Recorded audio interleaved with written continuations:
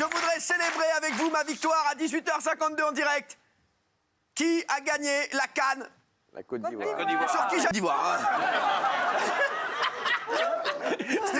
C'est juste pour faire chier Gilles, hein, je vous dis la vérité. Mais pas du tout. Pas du tout. J'étais derrière comme par hasard. Ouais, mais, frère, sans déconner. Comment t'as le seum, mais excuse-moi, je t'adore. Ah bah oui, mais t'es un LFiste, t'es un loser. Loser de France. Non mais c'est vrai, loser de France. C'est terrible. Bon, vous nous avez un peu arnaqué sur le match contre le On n'a Sénégal. rien arnaqué du tout. On a rien arnaqué.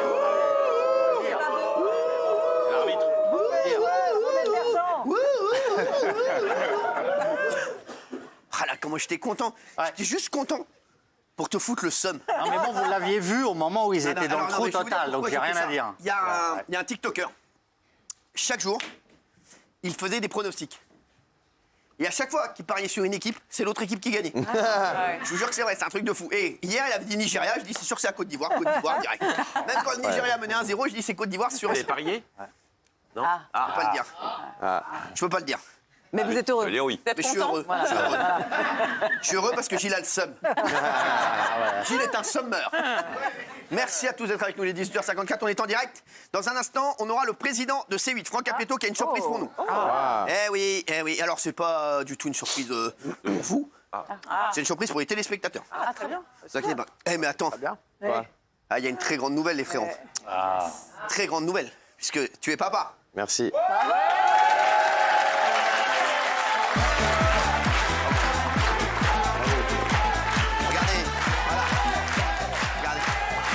Regardez, vous le voyez bien que l'enfant n'est plus là. Le mien, il est encore là. Ça se voit que l'enfant n'est plus là. On le voit bien, bordel, on le voit bien. C'est génial. Ah non, mais c'est incroyable. On a une photo du bébé, tu nous as donné une photo ou pas? Oui. De ton bébé, puisque c'est en exclu. Merci mon chéri, on va lui faire des gros bisous. Il s'appelle Jules. Jules Titouan. Jules Titouan. Est-ce qu'on a une photo, s'il vous plaît, de Jules Titouan? Voilà. Qu'il est mignon, voilà. Et te ressemble, il a la même bouille que toi. Il a la même bouille que toi, mon chéri. Il est mignon, hein. Et ben voilà, on lui fait des gros bisous à Jules Titouan. Et on l'embrasse très fort. Les mecs. Non, il est mignon, bah quoi qu'il y a. Bah, il est original en tout cas. C'est un bébé, tu dis pas que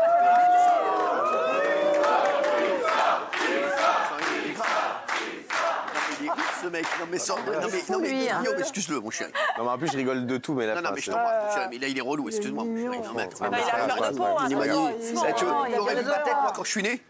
Il est trop mignon. Il est trop mignon. Est-ce que la maman va bien? Oui, très bien. Bon. Voilà, mais t'es con, quoi.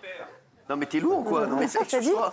Oui, bien sûr qu'il est magnifique. Non, vous savez, parce que je suis un peu thaïlandais par ma mère. Et en Thaïlande, faut jamais dire qu'un enfant est beau. Faut dire, oh, qu'il est laid, parce qu'autrement, ça attire la jalousie des dieux. Et du coup, ça porte malheur. Faut toujours dire qu'il est moche. Ok, c'est bien. Merci. Non, mais il avait. C'est pas un nouveau-né, là, il est déjà. Non, c'était dimanche. Déjà âgé, là, non il est samedi. Il a 2 jours. Là, il a 2 jours. Il est très beau pour un tout bébé. Qu'est-ce qu'il y a? Il est quoi? Il est très beau pour un tout nouveau-né parce que les nouveau-nés ils sont fripés. Non, mais c'est vrai. Après, j'ai On déjà dirait vu les airs en fripé. général. Quoi? J'ai déjà vu mieux aussi. Non, mais arrêtez, les mecs, il est mignon. déconnez, là. Mais arrêtez, on juge pas les bébés. C'est vraiment, il est mignon. c'est vraiment son bébé. Moi, Ah j'ai oui, un c'est doute. mignon, c'est le bébé de qui? T'es con, J'ai quoi? un doute. Bah oui, qu'est-ce qu'il y a? Il a un orgelet, il est déjà Arrête, blessé. mais vous êtes dingue, c'est un Mais bébé. Mais il est très beau.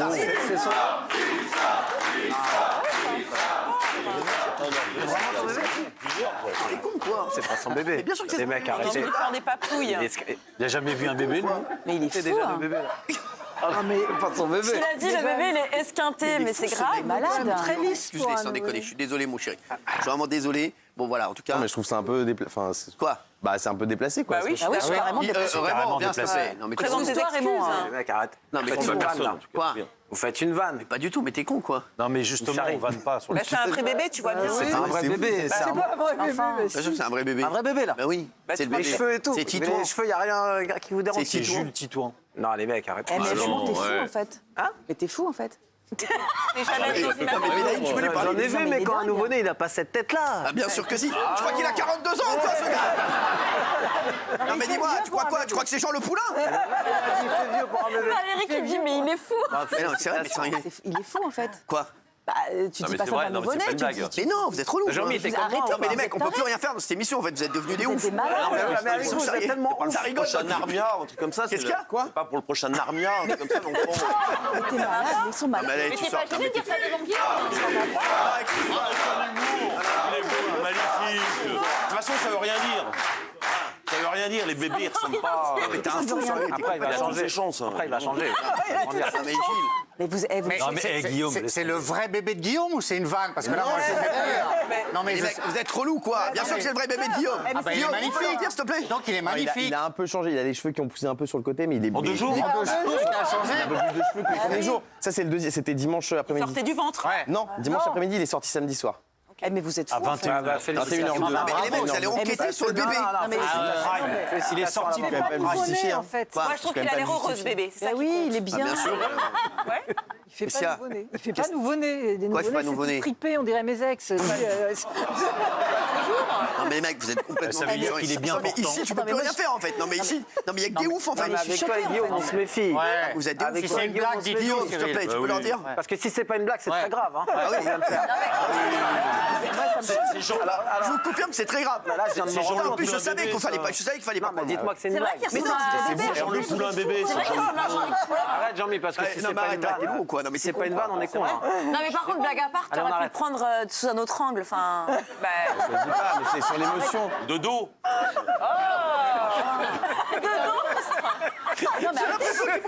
Mais vous êtes fous. Je suis choqué, là, il est Non, en... mais les mecs, vous non, êtes mais malades. arrêtez, vous Mais attendez, il est en PLS. Non, mais la maman nous regarde. Bah, la maman regarde, puis même Non, pas. non, non. Ouais, non, c'est grave. Rigole, il est très beau, il est très beau. Il a un double Vous êtes menton. des fous. Il est Arrête, Jean-Mi, C'est non, un bravo, bébé, il est ouais. magnifique. Bravo, il est beau, il est beau, il est beau. Bravo, Bravo, Guillaume. On Guillaume. fait un tour de table. Et vous excusez auprès de Guillaume. Ben, à refaire.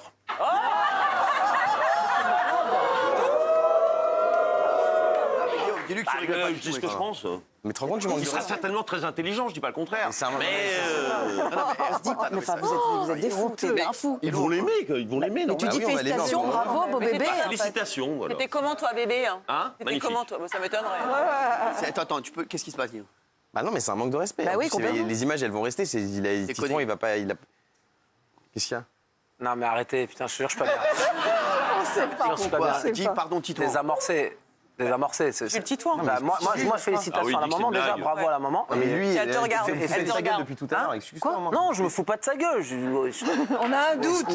Comme vous faites tout le temps des vannes, Cyril et toi, je me dis là. Mais pas sur un truc aussi J'ai l'impression important. que je pars sur une vanne. on va faire une Les vanne mecs, sur ça. arrêtez, soyez francs. J'ai l'impression que je pars sur une vanne là. Il ressemble ni à la mère ni au père. Mais bien c'est sûr qu'il bizarre. ressemble à Guillaume. Si. Il ressemble grave à Guillaume. Il Je va connais que c'est Guillaume. il quand va il est bébé. grandir. il va Bah, Guillaume grandir. m'a montré une photo de lui bébé et effectivement c'est kiff-kiff. Bah, félicitations. Kiff kiff bravo. Bourrico, c'est le même. Bravo. Non mais dis-lui qu'il s'excuse auprès de Titouan. Non, mais je m'excuse auprès de Tutoin. Titouan. Tutoin. Jules. Je m'excuse auprès de Jules Tutoin. Titouan. Jules, Jules Tutoin. Bah, je le dis là, Tutoin. Qu'est-ce qu'il y a? C'est quoi ton problème? J'ai pas de problème. Je dis juste que. Après ce que il a un je suis en train de réaliser, Non, mais j'espère t'enfonces que vous pas, me faites- c'est vrai, j'espère que vous me enfin. faites marcher. Mais t'es fou quoi? non, Parle à mais Guillaume. puis- Voilà, parle-lui Guillaume. Parce que vous avez fait non, ça mais déjà de avec toute façon, les il y a rien parents, à dire, vous vous c'est pas souvenez du pas, tout, vous mais avez non. fait ça avec les Mais parents non, mais déjà là, c'est vrai, c'est Là, c'est vrai. vrai là. Avec un bébé. Ah bah, excuse-moi et félicitations à la maman. À quoi? À la maman, Et au félicitations. papa aussi. Et à Jules Titouan. Non mais les mecs, vous Ah, êtes c'est chiants. une blague. Non mais ouais, j'espère parce que vous êtes chiants. T'es con quoi? C'est de l'intelligence artificielle, vous avez fait. Non, mais ça se fait pas. Ça se fait pas. Non mais les gars, vous êtes grave ou quoi sans charrier? Non, mais franchement. Bah, qu'est-ce que vous en pensez? Dites-le, alors, vous. Non mais moi je lui ai dit ce que j'en pensais au téléphone. Regardez-le. Excuse-moi. Mais arrêtez, vous avez pas commencé. Bah, c'est dur quand même. Ça n'a rien à là. voir, c'est parce que c'est lui qui me fait rire. Mais je t'ai déjà dit ce que j'en pensais, je le trouve magnifique. Les mimes. Non mais c'est vrai, il est hyper mignon. Sérieux. Oh non, mais Il est hyper mignon. J'ai fait une vanne. Mais non, c'est pas du tout une vanne, vous êtes des ouf ou quoi? On va pas faire une vanne. Alors oui. Non, mais Si c'est le bébé de Guillaume, il Oui. est magnifique. Sinon, on peut discuter. Quoi? C'est con. Ma mère te dit Mazel Tov, tiens. voilà. Voilà, Mazel Tov. Voilà une réaction saine. Non, non, mais les mecs, bon, je vous le dis, c'est le fils de Guillaume. Voilà, on l'embrasse fort. Bravo à la maman. Bravo. Et Merci. Titouan, on lui fait des gros bisous, mon chéri. Regardez, il est blond. Il est blond. Il est blond. Mais c'est châtain cendré un peu comme ça. Non, mais après ça Oh, fait. t'es heureux ou Ouais, pas? ça fait- Ouais, franchement, je suis Ça te comme un... fait quoi quand tu le vois? Bah, j'étais hyper ému quand j'ai vu cette petite tête là. Arrête tes conneries.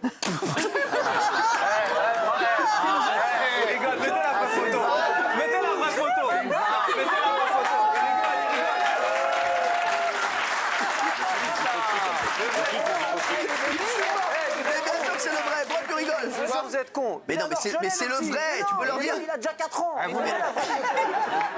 Vous nous chambrez. Le petit, il n'a pas de bouche. Vous nous chambrez, c'est dégueulasse. Guillaume, tu peux leur dire. Non, mais c'est pas On ne juge sympa. pas la Non, t'as rigolé, gestion. ça. On est Guillaume, ému tu et peux leur tout. dire. Tu parles pas de la sorte de mon fils déjà? Donc reste tranquille. Et c'est vraiment Titouan. On a l'impression qu'il a été démoulé à chaud.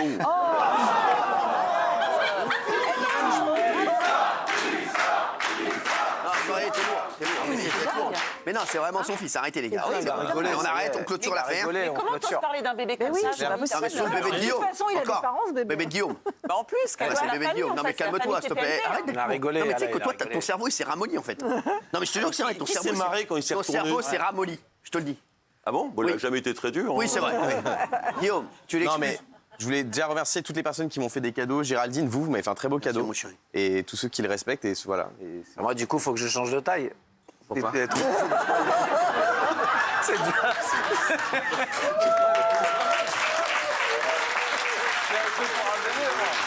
C'est un peu pour un bébé, c'est un routier. Arrêtez, désamorcez. Désamorcez. Il a rigolé. Guillaume, s'il te Non, mais on plaît. peut rigoler. Fais-moi la vraie photo. Non, Ça va, c'est sérieux. lourd. Alors, Guillaume, tu peux lui parler, s'il te plaît, C'est un arrêtez. vrai bébé de toute façon. Non, mais il a rigolé parce que vous êtes le lourd. choc, hein. C'est l'émotion. Imagine. Non, il vraiment de sa gueule de son bébé, Guillaume. C'est déjà un routier. Non, mais moi, là. en plus, je rigole de tout. Mais enfin, Et Guillaume, si c'est vrai, je vais vraiment m'excuser et je vais vraiment me faire pardonner. Non, mais pour moi, je pense que c'est une vanne. Il est trop âgé. C'est horrible de C'est horrible. Si, il est trop âgé. Mais quoi qu'il arrive, c'est un bébé. Il conduit un camion, ce petit. Mais arrête. Je vous le dis. Guillaume, désamorcez, parce que je vais passer pour un con. J'aimerais que tu lui parles. Désamorce, que je passe Non, pour un laisse-le parler, laisse-lui parler, s'il te plaît. Je passe comme pour un c'est méchant. filmé, j'aimerais que tu t'excuses auprès de moi, de ma femme et de Titouan. De Jules Et Titouan. si c'est ton enfant pour Non, de mais je vrai, t'ai dit je que c'est mon m'excuse et je vais lui faire un Auprès beau de qui cadeau. De qui Hein De qui auprès de ta femme Jade et auprès de toi. Et De qui Titouan. Mais vous êtes fous, les mecs. C'est long, votre truc, là. Non, mais ça me fait de la peine parce que c'est mon pote. En plus, c'est. Enfin. Arrête, putain. Non, mais c'est vrai, c'est pas un manque con. de respect, c'est tout. En tout cas, pas besoin de lui mettre des étiquettes sur les vêtements, tu vas le reconnaître tout de suite. Ah oui, ah bah oui. Il n'y en a pas deux pareils. Il n'y en a pas deux. C'est bien d'être unique. Il y a un avantage d'être unique. voyages dans la scolaires, vie. Moi, je ressemble à tout le monde. Non, mais Bah, lui, il t'es ressemble con, pas à quoi. tout le monde. Excuse-toi auprès de Guillaume. Oui, bah oui. Même dans Non, le mais cas, Guillaume, allez, tu sais que tu prends tout la rigolade, mais ça y est, c'est bon. Bah, ou non, pas Bah, ça. là, quand même, c'est oui, c'est là, un il a film. raison. Bien net. Tu cherches dans le cas, Si j'avais pu tu le prendre. vois tout de suite. Qu'est-ce qu'il y a? Il est pas. Ça va? Non, non, rien. Si j'avais pu prendre une meilleure photo. Bah oui, enfin. Bah, regarde, Mon regarde. Guillaume. Faut un filtre, quoi. Les mecs, putain. Le pauvre. Mais Pas quoi, vrai. c'est vrai aussi? Ils sont morts de rire, hein. Vas-y, fais-moi la vraie photo. Fais-moi la vraie photo.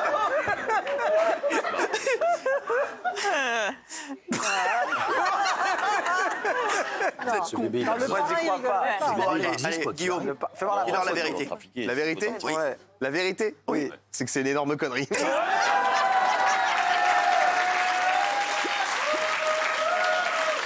Sachez qu'on a préparé cette blague tout le week-end.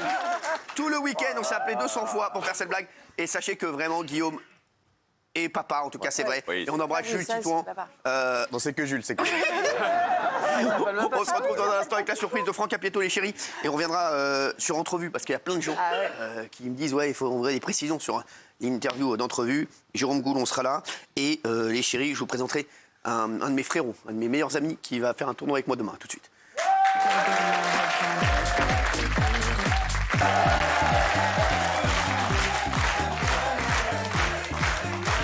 Je pense à un truc, il est 19h13, on est en direct. les chéris. Bravo à la Côte d'Ivoire d'avoir gagné la Coupe d'Afrique des Nations. Nous, je comprends pas comment on gagne pas la Coupe du Monde de rugby alors qu'on a la meilleure équipe, les meilleurs joueurs, les meilleurs entraîneurs. On est chez nous. Et on est quand même des guignols. Hein. Excusez-moi, on est quand même des sacrés gugus. Hein. On est à l'image voilà. Je vous le dis, c'est pas possible. Comment on perd d'un point en quart de finale contre l'Afrique du Sud? L'arbitre. Qui est, non mais sans rigoler. Non mais l'arbitre, ça devient un arbitre qui est contre l'équipe, Ouais. qui est chez elle. Ouais. Non mais ça n'arrive qu'à nous. On aurait été en Afrique du Sud, donc l'Afrique du Sud, jamais ils perdent le match. Bien sûr. C'est fou, voilà. Bien sûr. Si tu veux que je te Une action litigieuse, l'arbitre qui siffle pas, c'est incroyable. Bah oui. Bravo à la Côte on est d'Ivoire fair d'avoir play, gagné. Eux, au moins, ils ont su gagner chez eux. Bravo à eux. Bah oui, bah c'est vrai, bah bravo. Les chéris, dans un instant, on aura un Franck Capieto. Mais juste avant, je voudrais vous montrer quand même le vrai bébé de Guillaume Janton. Voilà le vrai bébé de Guillaume. Voilà. Quand même. Voilà. Oui, la lourdeur. Alors, le vrai, là. Voilà. Pas bien.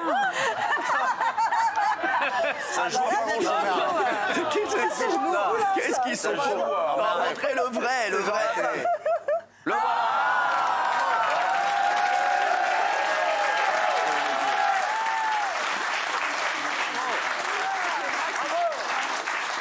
Si je peux lui donner un conseil à ton fils, il se méfie de Sophie la girafe.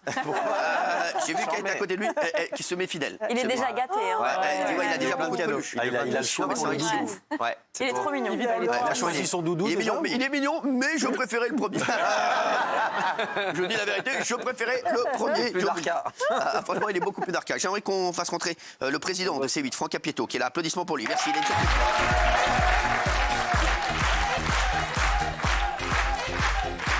Bon bébé, tu veux venir à côté de moi ou tu veux rester? Tu veux t'asseoir? Allez, t'asseoir. Allez. Franck Capieto, président de C8. Mais tu n'es pas que le président de C8, hein. Non, alors là, je viens justement pour parler de Canal+, et parce que je travaille aussi pour Canal+. Il y a toujours des films X sur Canal+. Le samedi soir, oui. Premier samedi du mois? Toujours? Toujours. Je ne regarde plus. Non, mais ça marche toujours bien ou pas? Oui, oui, ça marche très bien. C'est vrai? Ouais, c'est une Tu devrais mettre Daniel Moreau en présentatrice du journal du Hard. Le journal du Hard. Non, mais sans Daniel Moreau dans le journal du Hard. Avec les petites lunettes un peu façon Elle infirmière aimerait, Salas. C'est une contre-programmation. Ah ouais, t'imagines ou pas? Regardez, dans un instant, vous allez voir Orgasme sur le Danube. Non, mais j'adore. Franchement, elle serait magnifique. Comment ça va, mon chéri d'amour? En pleine forme. Bravo pour Merci. Déjà, je voulais te dire merci parce que face à Hanouna, carton ce week-end. Carton ce week-end. 2 fois le million samedi et dimanche. Donc merci Francky. Merci Francky. Commence déjà à s'installer fort. Donc bravo à toutes les équipes qui ont monté l'émission. Bravo aux équipes de production qui ont monté l'émission en 15 jours. C'est incroyable. Donc bravo à eux, bravo à toutes les équipes. Parce que faire des scores comme ça le samedi et le dimanche, normalement, ça prend 8 ans.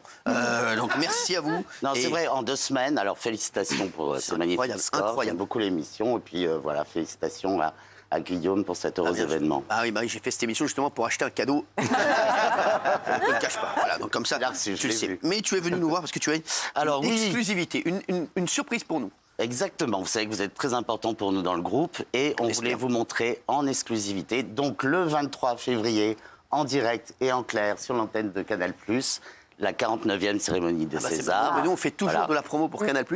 Et on en fera toujours. Un jour, j'espère que Canal+ en fera pour nous. Sinon, donc on regarde la bande-annonce. Voilà. Et je vous Merci. Non, c'est pas prévu, mais ça fait plaisir. Je vous ai amené en exclusivité la bande-annonce avant que qui que ce soit là. Ah, d'accord, écoute, si ça te fait plaisir, allez, regardez. T'as vu les films des Césars? J'en ai vu aucun, t'es sérieux ou quoi? Oh putain, c'est la présidente. Ouais, allô, Valoche. Oui, pardon, oui, Valérie Le Mercier, d'accord. Bah, la bande-annonce des Césars, on est dessus, là. Laisse tomber, tu vas... Là, j'ai les poils, là. Ouais, les gars. Oh, ça va? J'ai pas reçu le mail pour la bande-annonce. Si, on est en train de le finaliser, là. Vous deviez pas nous envoyer le scénario de la bande-annonce des Césars? Les amandiers, c'était super. Les amandiers, c'était... Les amandiers, c'était une dinguerie. Ça fait 10 jours, vous devez m'envoyer le script, j'ai toujours rien. Si vous continuez comme ça, la carrière, pour vous, ça va être... On a une idée. C'est-à-dire l'idée? Depuis le début, nous savons qui est l'assassin. C'est un criminel. Soyons enfin sérieux une minute, regardez mon client. Il est super mignon avec ses petites croquettes. Pardon, je vous coupe. Bonjour, je m'appelle Yannick. Je suis désolée, mais il est tout pourri votre procès là, il se passe rien. C'est qui elle? Regardez, même la juge, elle dort. Ouais, j'ai un petit moment de désespoir. C'est quoi la bande-annonce concrètement? Une scène, je sais pas, un petit truc. Moi j'ai besoin de rêver un peu au projet. T'aimes bien tout ce qui est les KPDP? Ouais. Oh. Donnez toutes les attirails. En plus, ça vaut de la caillasse, ça, je pense. Je suis sûr, c'est la même pierre. Allez, vas-y. Ça pète, ça. Mais vous êtes des malades. Qu'est-ce que tu vas faire avec ça? Un barbecue ou quoi? Oh, waouh. T'as une arme dans la dent? Ah, c'est ça qui sonne, en fait. Ah, ok. Ah, merci, les gars. Milady, elle a pas de snap, hein. Et tu crois que Christopher Nolan, il travaille ses bandes annonces? C'est vrai. Toujours vos visages. Je vous rappelle qu'on est ici dans le cadre de la justice restaurative. T'aurais pu mettre un sweat. Ça fait 2 bouffons. Donne-moi le bâton, JP. Ça va tuer. Ça va tuer, ça, c'est grave. Valérie, ils savent pas du tout ce qu'ils font. en fait. T'arrives là-bas, tu dis, écoute-moi bien, toi. Madame la présidente de l'académie de je sais pas quoi, nous, le pitch, il est comme ça et c'est pas autrement.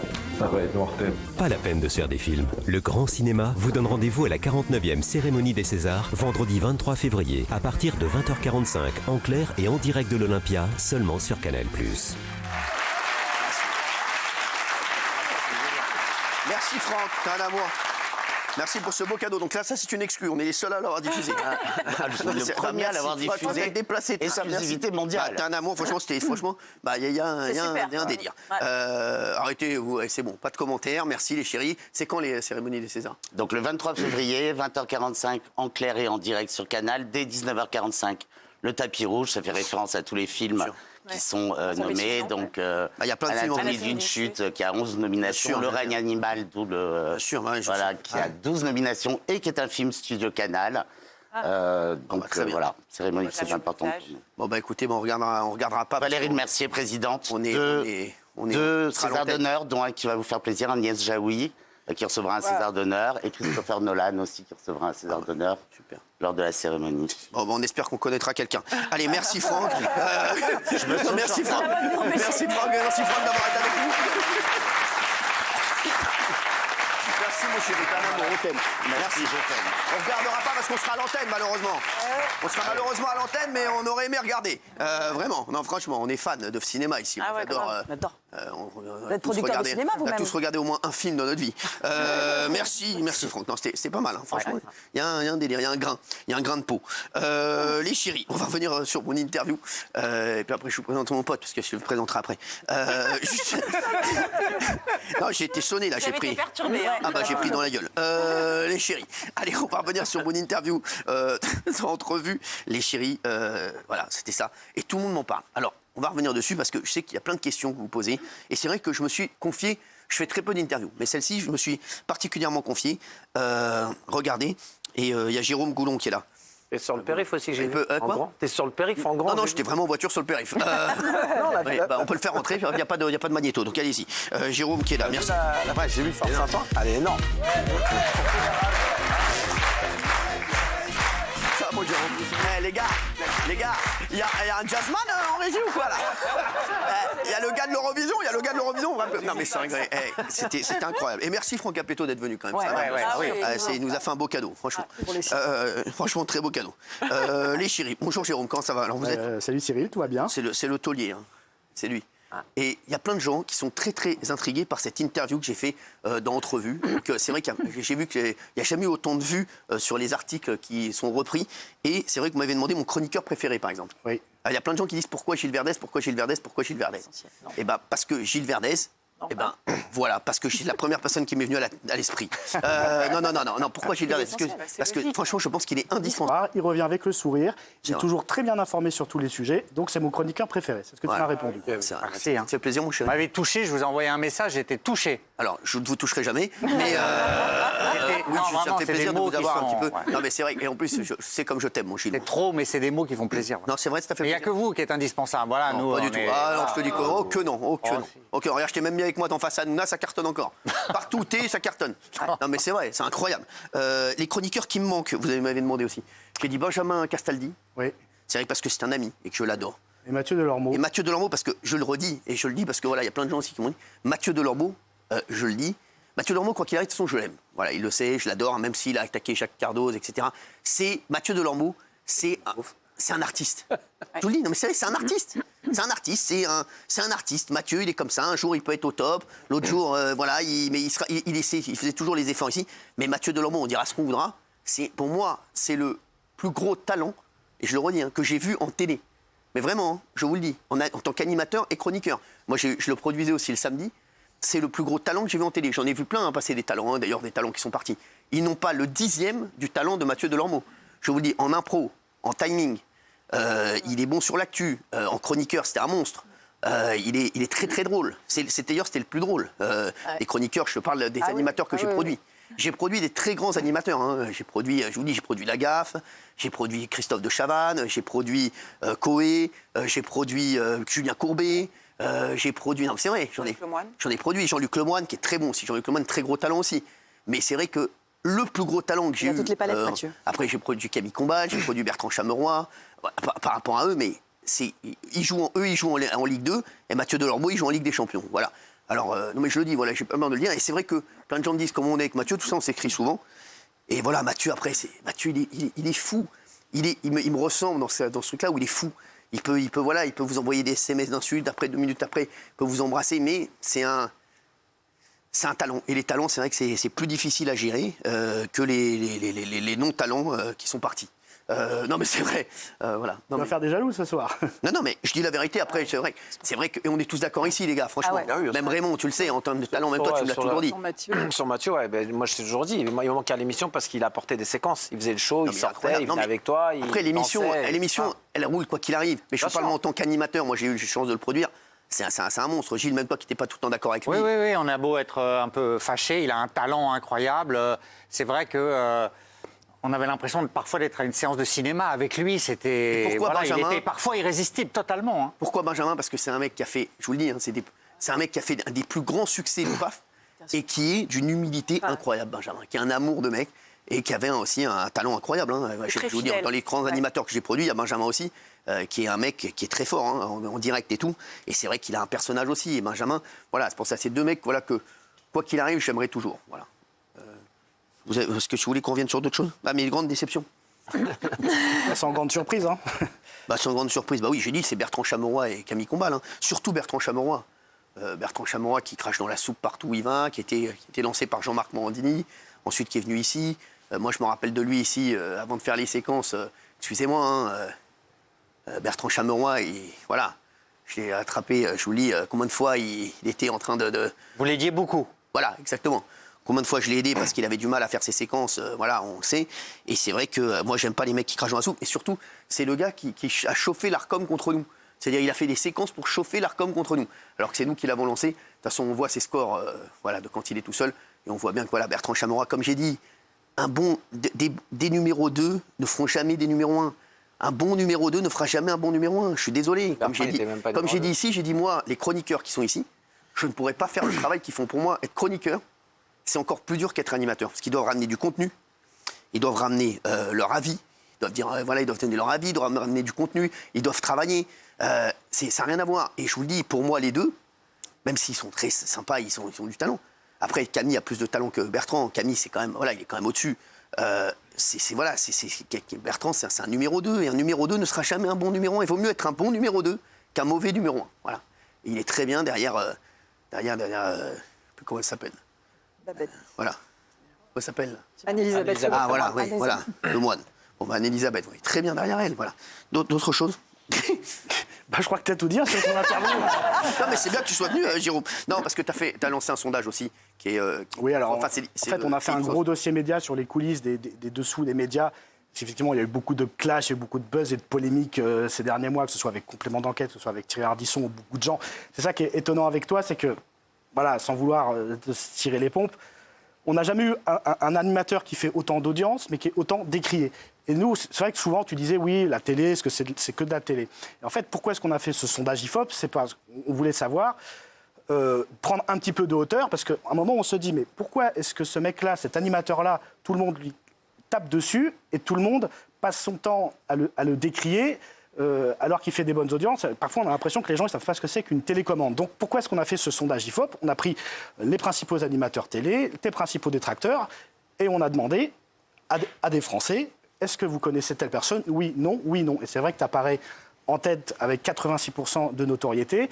Et ce qui est amusant dans ce genre de sondage, c'est que c'est vrai que certaines personnalités comme Thierry Ardisson, comme Yann Barthès, qui sont à la télé depuis très longtemps, qui sont sur un groupe très puissant, arrivent en dessous en termes de notoriété. Et c'est aussi intéressant de faire une analyse, notamment par rapport à Booba, où on se rend compte que c'est vrai qu'il fait beaucoup de buzz sur les réseaux sociaux. Il ne vit que par ça. Je l'avais interviewé, il me l'avait même dit, il l'assumait. Et quand on fait un sondage IFOP sur Booba, un Français sur deux ne le connaît pas. Donc ça permet aussi de remettre un petit peu en perspective. Alors forcément, plus on est connu, et Tristan Valef, on est à 9%. Il y a 9 Français sur 10 qui ne le connaissent pas, c'est fou. C'est incroyable. Les gens connaissent l'émission, l'animateur moins. Oui, c'est sûr. Déjà, je vous dis, c'est un nom de collège, Tristan Walex. Non, mais donc voilà, et c'est vrai que voilà, j'ai dit beaucoup de choses dans cette interview et voilà, je regrette rien de ce que j'ai dit. Et c'est vrai que voilà, comme j'ai dit, j'ai lancé énormément d'animateurs et il y en a qui sont plus reconnaissants que d'autres. Voilà, Julien Courbet, ça se passe très bien avec lui. Julien qui est un amour, Julien j'avais déjà une grande carrière qu'on a relancé sur C8. Jean-Luc Lemoyne, il est incroyable et je suis très content pour lui aussi. Il y a aussi Enora qui était très forte aussi. Hein. Voilà, Enora qui faisait un travail. Voilà, c'est Enora et Mathieu Delormeau, c'était 2 gros talents, voilà aussi. Et après, voilà, après il y en a plein. Il y a le Palmacho aussi hein, qu'on a lancé sur C8. Et c'est vrai qu'il y en a qui le disent, sont reconnaissants, puis il y en a qui sont moins reconnaissants. Mais tu sais qu'il y a plein de gens qui nous écrivent, ils nous demandent, mais il est dithyrambique envers Castel, envers Delormeau. Est-ce qu'ils vont revenir? La question que les gens nous posent. Alors franchement, vraiment, en tout cas, la porte est toujours ouverte pour eux, quoi qu'il arrive. Mathieu et Benjamin, quoi qu'il arrive, la porte sera toujours ouverte pour Mathieu et Benjamin. Après, Mathieu, je crois que vraiment, il a envie de partir sur autre chose. Et Benjamin, j'étais encore avec lui ce week-end. Benjamin, voilà, il reviendra quand il aura vraiment besoin d'argent. Et il sait qu'on sera toujours là pour l'accueillir. Non, mais là, ça marche bien. Il fait sa pièce, il va la vendre à l'étranger et tout. Voilà, mais c'est un super pote. Et voilà, et c'est vrai qu'il nous regarde tous les soirs, Benjamin. Et c'est vraiment un ami. C'est vraiment c'est un ami. Voilà, en tout cas, c'était très sympa de faire cette interview et c'est vrai qu'elle a fait énormément parler. Vous parlez aussi de l'Arcom. Oui. Vous dites dans votre... Non, j'ai parlé aussi de Pascal Praud. Oui, tu dis que c'est l'animateur qui a le plus de couilles du PAF et c'est vrai que quand je te pose la question pourquoi est-ce que tu es autant détesté, autant décrié par certaines personnes qui ne sont pas tendres avec toi, tu me réponds... Moi, j'ai la particularité, c'est que je ne suis pas lisse, je donne mon avis. Alors, c'est sûr qu'il y a des animateurs comme Camille Combal qui ne donnent pas d'avis. Donc, forcément, quand vous ne donnez pas d'avis, vous ne pouvez pas être détesté. Et c'est là que tu me cites effectivement Pascal Praud en me disant il y a les 2 animateurs les plus courageux du PAF, c'est Pascal Praud et moi. On dit ce qu'on pense, ça ne plaît pas, mais au moins, on prend des risques. Pour moi, le plus, je vous dis, hein, le mec, vous savez, je vais vous dire, il y a des décennies en télé. En 2000, c'était Coé. C'était l'animateur 2010, 2020. Je pense que c'était moi qui ai émergé. Ouais. Après, et pour moi, c'est ce qui est fou parce qu'il est plus âgé que nous, Pascal. Vraiment, c'est une autre génération. Mais 2020, pour moi, l'animateur qui a émergé, journaliste, c'est Pascal Praud. Pour moi, vraiment, il a émergé et je trouve qu'il a fait. Voilà, c'est le seul animateur où je me dis, putain, franchement, il est fort. Voilà, que je sois d'accord avec lui sur des sujets ou pas, je me dis, il est fort. Je suis désolé, il amène un truc, il donne son avis, il est très fort dans ses réparties, dans ce qu'il écrit. Après, je suis pas toujours d'accord avec lui sur plein de choses, mais il le sait, on en parle tous les deux.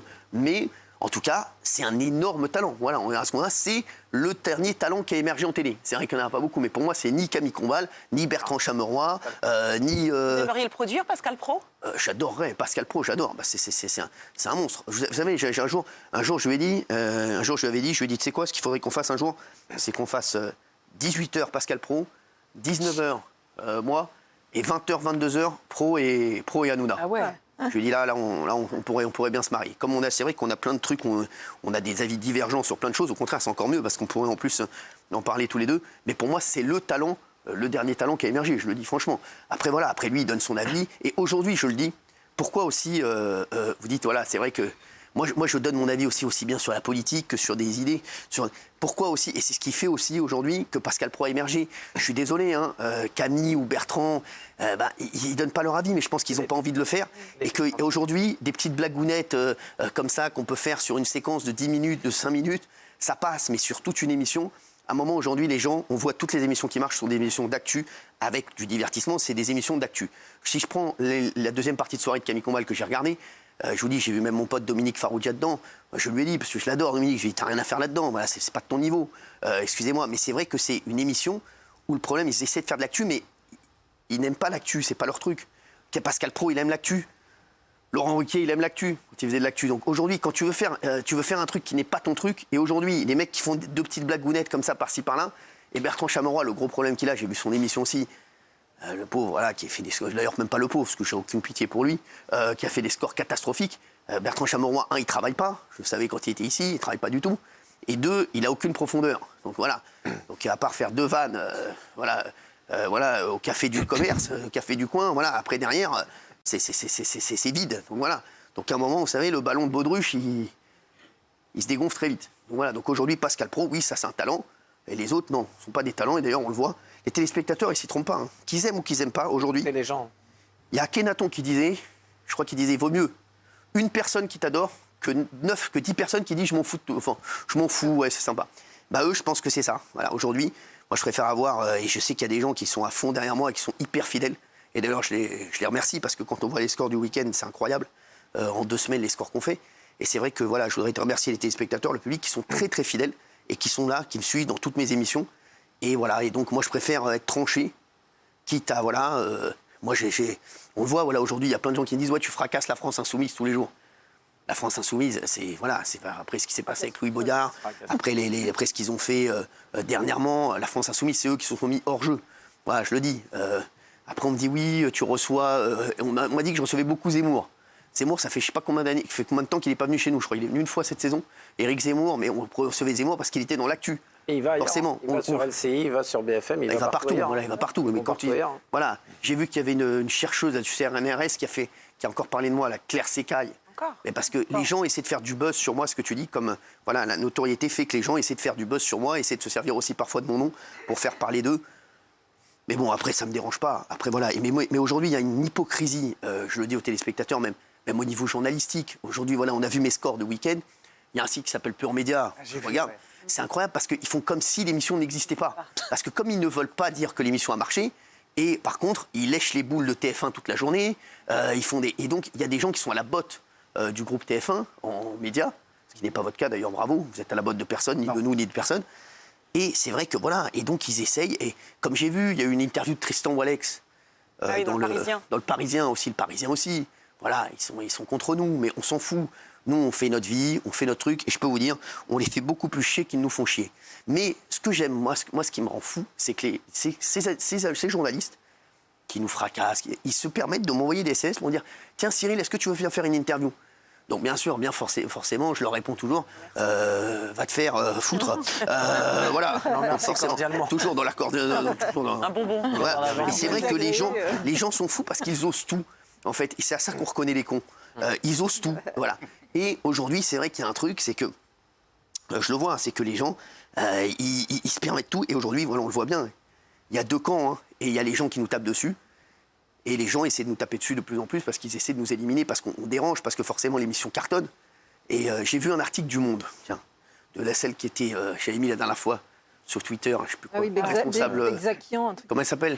Je sais plus. Elle était énervée qu'on ait écorché son nom. D'ailleurs, je lui ai laissé un message sur Twitter en DM.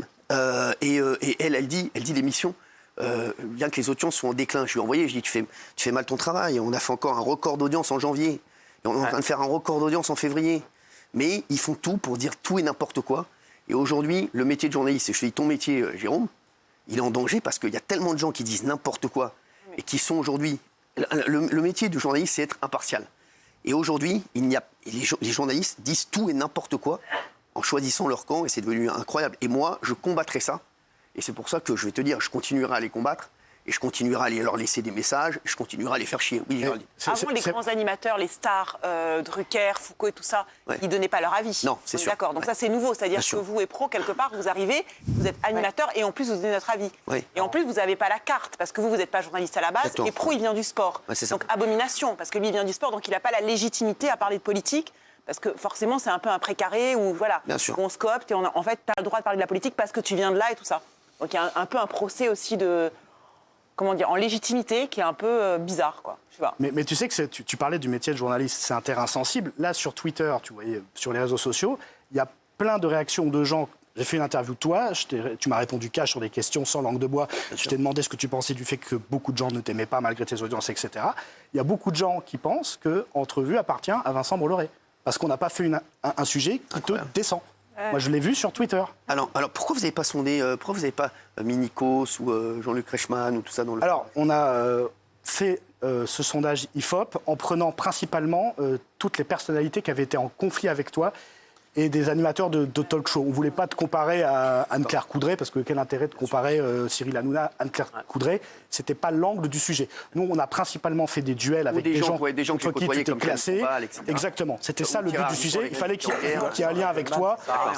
Comparer tes PMP à Attention à la marche, ça n'a aucun intérêt. Ce n'était pas le but du sujet. On l'écrit dedans. Très bien. On l'a écrit dedans. Et merci en tout cas d'avoir été avec nous. Vous vouliez rajouter quelque chose? En fait...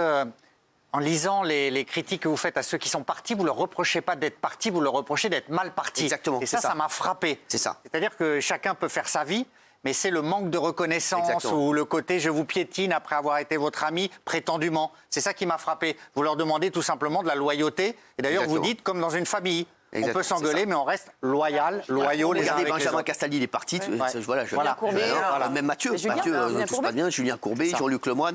Voilà, Innora. Voilà, après, il y a des gens qui, voilà, il y en a qui est parti encore. Rachid Arabe. Voilà. Non, mais c'est vrai. Voilà. Voilà. Merci en tout cas, Jérôme. Évoquer l'Arcom, tu veux pas en parler une autre fois? Si tu veux en parler. Il y a quand même des choses à dire sur l'Arcom. Ah, c'est vrai que c'est incroyable. Ça, ce passage, il est fou. Tu vas rester. On va en parler dans un instant. À tout de suite.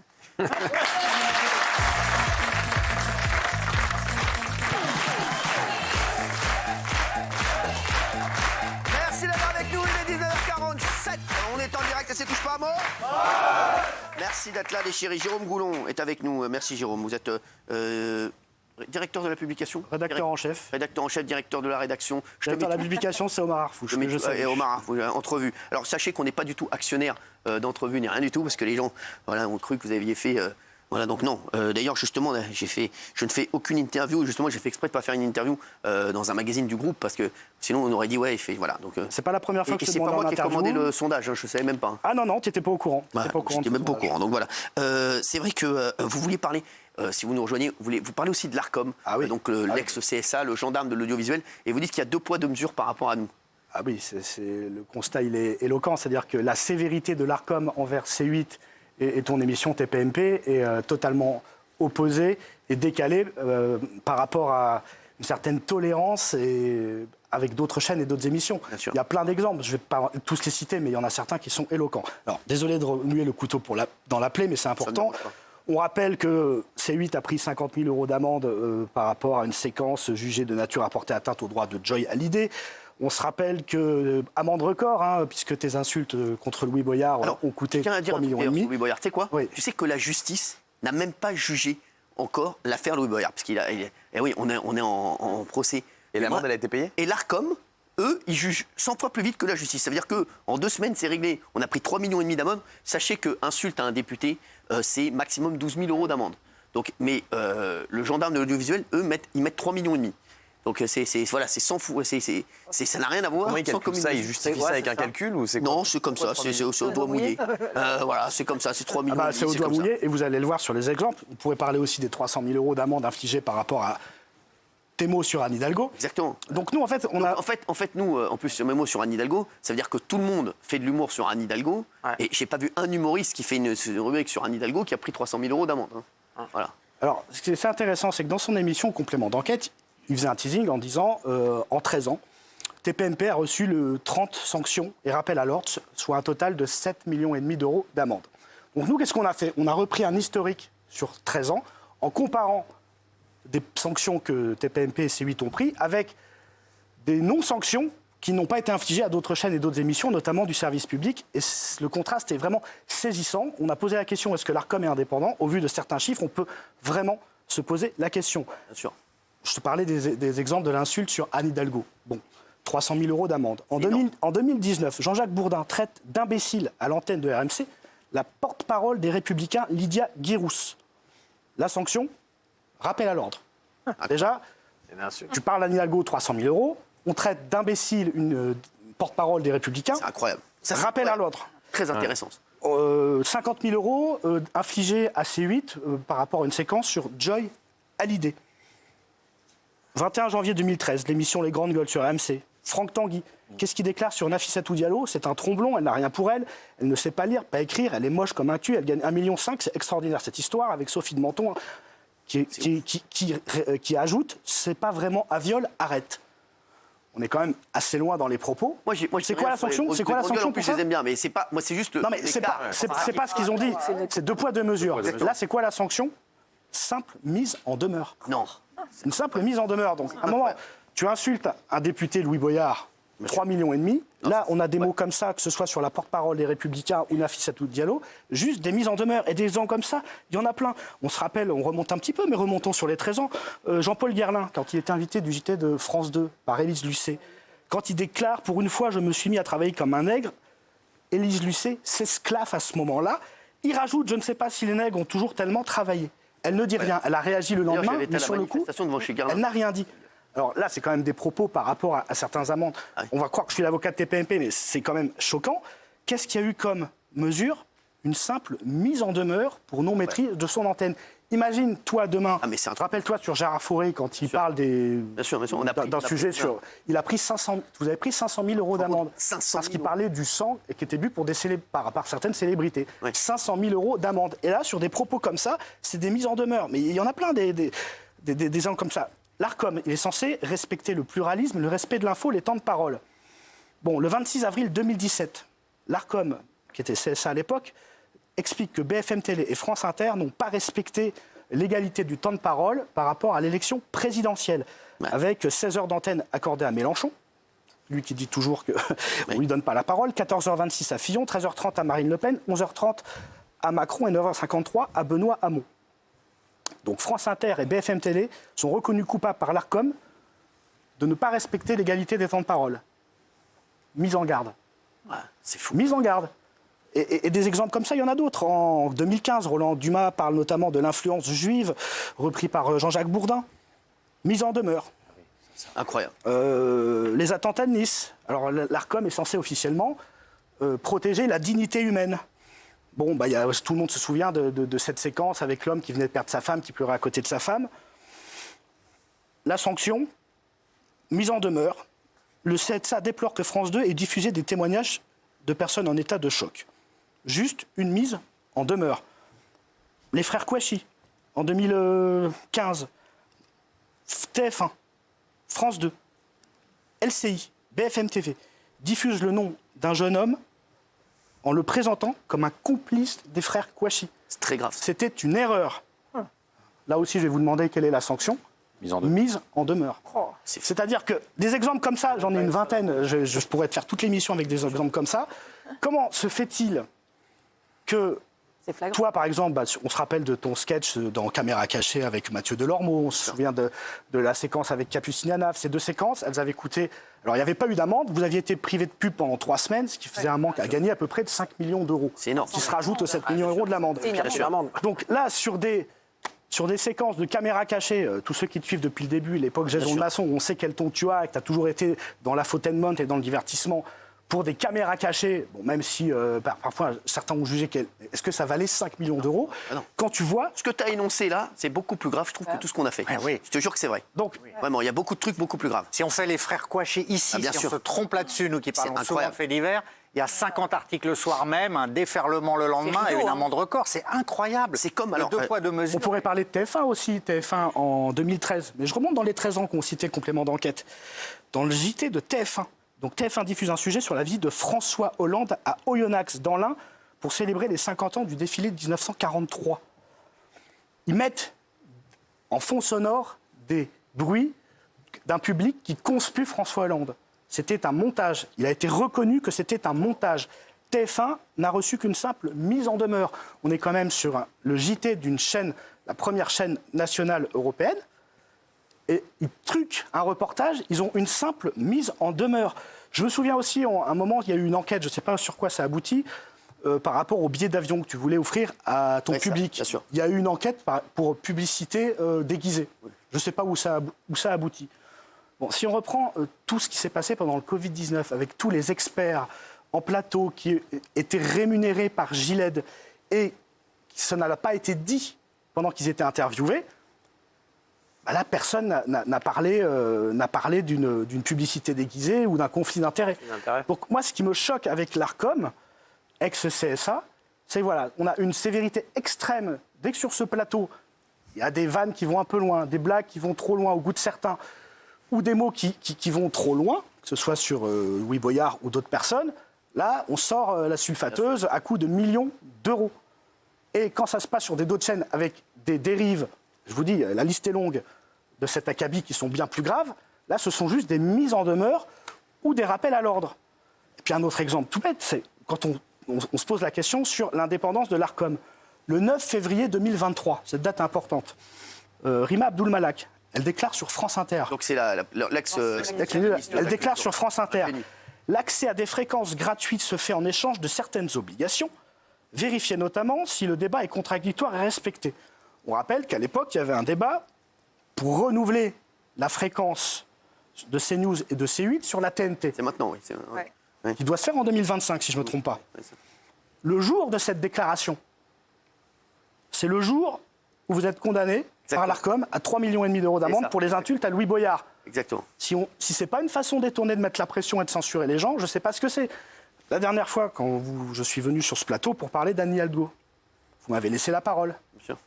Je sais que le service juridique de C8, comme vous aviez été condamné, ces pressions financières mises sur les productions, à un moment, j'aurais pu ne pas venir en parler. Finalement, ça s'est fait, vous avez eu le courage de le faire, mais je sais qu'à un moment... Donc ça prouve qu'il y a une espèce de chape de plomb, une épée de Damoclès. À force d'être condamné, vous n'avez plus dire certaines choses, vous hésitez avant de parler de certains sujets parce que vous dites qu'est-ce qui va encore me tomber dessus. Alors, moi je vais vous raconter une anecdote aussi qui est folle. C'est que quand on a eu l'amende, vous le dites, là, le 9 février, sachez que j'ai eu pas mal de gens du gouvernement aussi, je ne dirais pas qui bien entendu, qui m'ont dit apparemment ça va douiller.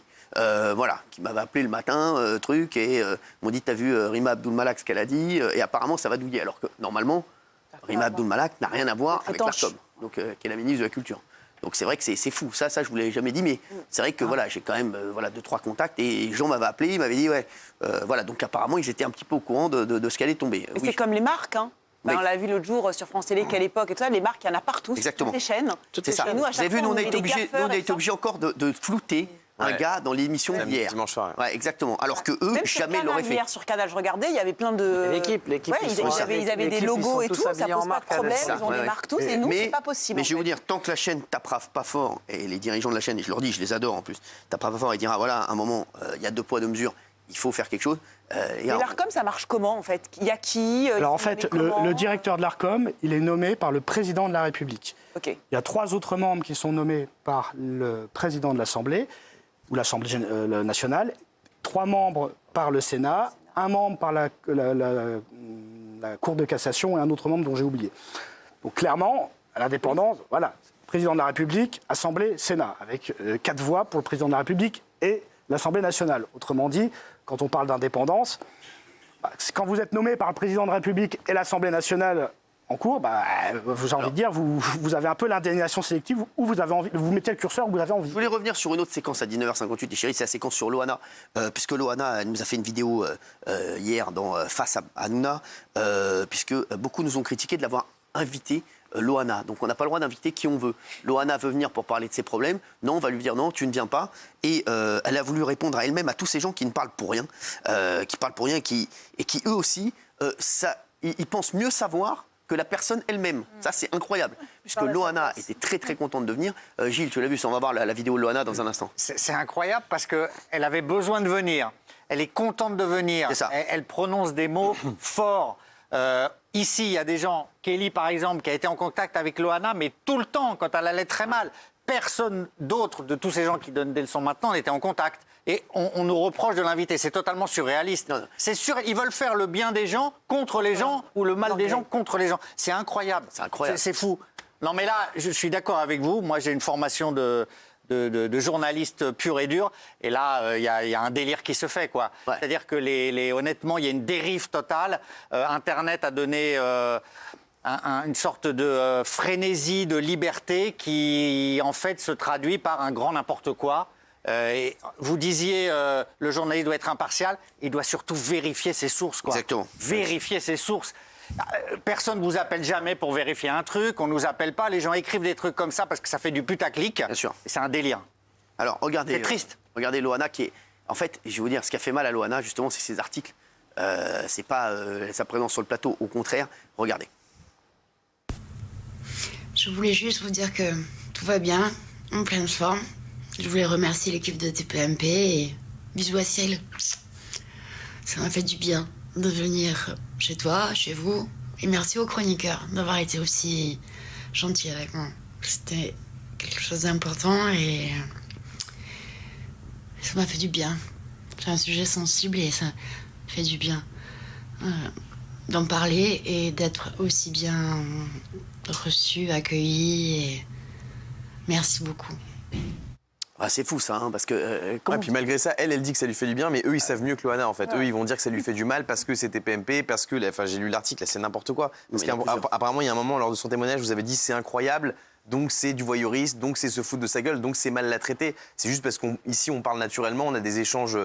comme avec n'importe qui. Loana, elle est venue se livrer ici, c'est vrai que ça lui fait du bien. Et ces gens-là, encore une fois, eux, que font-ils pour aider Loana? Rien. Et vous l'aidez déjà en lui permettant de venir sur ce plateau parce que ça lui fait du bien, parce que c'est quelqu'un qui est nourri aussi par la lumière depuis très longtemps. Elle a besoin de ça aussi pour se construire et se reconstruire. Et eux ne font rien. Et si je peux me permettre de le dire, voilà, vous avez aussi fait des choses hors antenne pour elle, que ce soit vous, Kelly ou d'autres gens. Et je pense qu'eux n'ont rien fait du tout. Donc avant de donner des leçons, qu'ils fassent quelque chose pour elle, pour l'aider peut-être. C'est incroyable. Voilà. En tout cas, merci Jérôme d'avoir été avec nous. On va passer à cette histoire folle. On va revenir sur ce grand mystère à Créteil, en banlieue parisienne. Plusieurs personnes de plus de 60 ans ont été poussées par un homme dans le lac de Créteil alors que l'eau est autour de 10 degrés. C'est une histoire de fou. On va vous raconter cette histoire. Un homme qui frappe des inconnus, les jette dans le lac puis s'enfuit. Un truc de fou. Il n'a toujours pas été retrouvé. Regardez, petit récap. Merci Jérôme. Lac de Créteil au mois de février. À cette période, l'eau ne dépasse pas les 10 degrés. C'est ici qu'un étrange individu pousse les personnes âgées à l'eau avant de s'enfuir. Les 3 victimes ont toutes plus de 60 ans. Alors, aux alentours du lac, les promeneurs du jour restent sur leur garde. Les gens circulent tout au bord de l'eau, là. Il suffit de pousser un petit peu et puis c'est bon. Toutes les victimes ont été secourues par des passants. Plusieurs plaintes ont été déposées. Selon le parquet, une enquête pour fait de violence a été confiée au commissariat de Créteil. Merci à Maury Bucco d'être avec nous, journaliste CNews. C'est vrai que cette histoire est complètement folle. On va vous la raconter. Si vous êtes avec nous à 20h02, écoutez cette histoire qui est vraiment incroyable. Ça se passe à Créteil, donc en banlieue parisienne. Oui, et on voit très bien sur les images que vous avez tournées. En fait, ce qui est fou, c'est que c'est un endroit assez tranquille. C'est un grand lac qui fait quand même 4 km de contour et qui est vraiment imbriqué dans Créteil. Et très tranquille, puisque d'habitude, c'est des gens qui viennent faire leur footing, du vélo, en famille, tout seul. Vous avez même une base nautique, donc ça peut être pour faire du canoë-kayak. Et là, c'est un endroit effectivement beaucoup moins tranquille depuis quelques jours, puisqu'il y a donc un ou plusieurs pousseurs qui sévissent sur les lieux, et plus exactement sur la partie nord. Alors les pousseurs, c'est un phénomène qu'on connaît plutôt dans les métros ou près des voies de chemin de fer. C'est souvent quand même des gens qui ont un problème psychiatrique et qui poussent les autres au moment où les trains arrivent pour les tuer en général. Donc c'est assez effrayant. Mais là, donc, il s'agirait d'un ou des pousseurs, mais qui font ça autour du lac pour les jeter dans l'eau. Alors, la dernière victime en date, c'était le jeudi 8 février dernier, et c'était un homme âgé de 73 ans qui se promenait autour du lac. Il a été poussé violemment après avoir reçu un coup de poing. Voilà, exactement. Donc non seulement il a été frappé, et puis en plus il a été poussé. Donc imagine dans quel état il est arrivé dans l'eau. Heureusement, il y avait un pompier hors service qui était dans les parages, qui s'est donc jeté pour aller le sauver. L'homme était quand même en hypothermie, la victime, donc elle aurait pu passer un sale moment. Et en fait, c'est pas une victime isolée, puisqu'effectivement, avant cette victime-là, il y en a eu 2 autres qui sont là encore des personnes vulnérables, puisqu'on parle de femmes âgées de plus de 60 ans. Ce qu'on sait, c'est que une enquête, bien sûr, a été ouverte. Il y a même un appel à témoins qui a été lancé par un collectif de personnes qui vivent autour du lac et qui aiment le lac. La police essaye de retrouver... Alors on sait que l'un des pousseurs, c'est peut-être le même homme, donc le pousseur potentiellement est âgé d'environ 40 ans, que c'est un homme. On n'en sait pas beaucoup plus, mais donc la police essaye de remonter sa trace.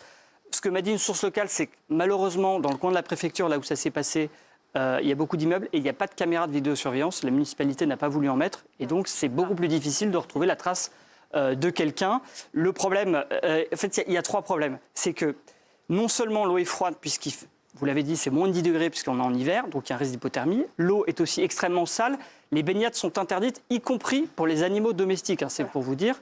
Et puis enfin, ces personnes, elles sont poussées habillées, elles sont âgées. Et en fait, il y a un rebord en béton comme dans les piscines. Donc si vous voulez, vous ne pouvez pas monter comme ça, à moins d'avoir des gros bras. Il faut remonter par l'échelle. Et donc, vous pouvez tout à fait vous noyer. Donc le risque, c'est que si cette personne n'est pas rapidement interpellée, ceux ou ces pousseurs, eh bien, c'est qu'une personne soit poussée et que là, il y a un drame et qu'elle meurt noyée. Mais c'était ça justement ma question, c'est quand cette personne sera retrouvée, de quelle manière elle va être jugée? Est-ce que c'est tentative de meurtre? Parce que par exemple, tu pousses Daniel dans l'eau comme ça, elle ressort pas. Hein. Alors elle sera peut-être... Elle fait nager. C'est vrai, je la connais très bien Daniel. Je passe des journées avec.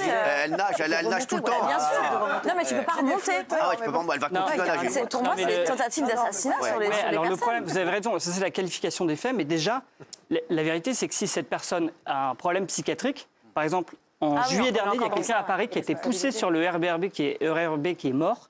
Et ben, cette personne n'a jamais été jugée parce qu'elle a été jugée irresponsable pénalement, donc elle ne peut pas passer devant un tribunal. Donc, en tous les cas, si elle passe devant un tribunal, effectivement, la qualification des faits, ça peut être tentative d'homicide, bien sûr. Ça, c'est pour ça qu'il faudrait les caméras partout.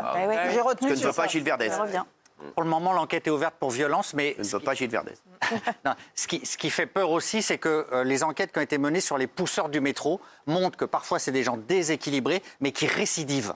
Ouais. Et donc là, c'est déjà 3 victimes et ils ont extrêmement peur. Le week-end, par exemple, il y a une femme qui prenait des photos, une des victimes. Elle prenait des photos, elle est poussée comme ça dans le dos. Donc ils ont peur que le lieu devienne infréquentable et que ce soit un prédateur qui rôde, qui se cache et qui cible des personnes âgées pour les pousser. C'est ouvert pour violence, mais ça pourrait être effectivement tentative de meurtre. Mais pourquoi ça, on ne met pas quelqu'un, il se déguise en personne âgée?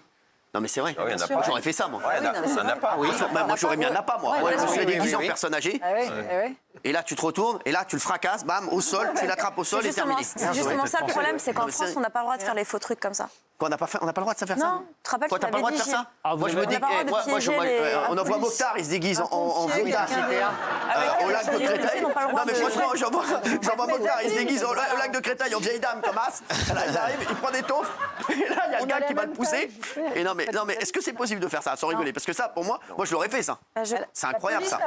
C'est compliqué parce que ça peut être incitation à. Voilà.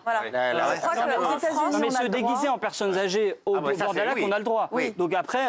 Vous voulez que je vous raconte un truc qu'il ne faut pas faire? Moi j'ai fait un truc moi quand j'étais petit. J'ai fait un truc à 16-17 ans, j'ai fait un truc. Mes parents étaient partis en voyage et j'étais persuadé qu'il y avait une personne chez moi qui allait me cambrioler. Je vous jure que c'est vrai. Non mais l'histoire est vraie. Et j'ai dit, j'arrêtais pas de parler devant cette personne, je disais, ouais, ce soir je suis pas là, je vais chez ma grand-mère, etc. Et puis de toute façon, je suis pas là de la soirée, je dors pas là, je dors chez ma grand-mère, etc., etc. Pour chauffer. Je jure que c'est vrai. L'histoire est vraie. Et donc, pour tendre le piège. Je tends le piège. Je tends le piège, je dis à pas mes parents, ce soir, on est tous de retour demain pour qu'elles viennent ce soir. J'ai appelé des potes à moi. On s'est mis dans le noir dans la maison, on s'est caché. Bah arrête. Je vous jure que c'est vrai. Et on a attendu la personne. Alors? On a attendu la personne. Donc on attend 1 heure, 2 heures, 3 heures. Dieu. Frère, on est fracasse, mon frère. Eh ben. Elle est venue? La personne est tombée dans le piège. Non. Non. Ah, je vous jure que c'est vrai. Qu'est-ce que vous avez fait alors?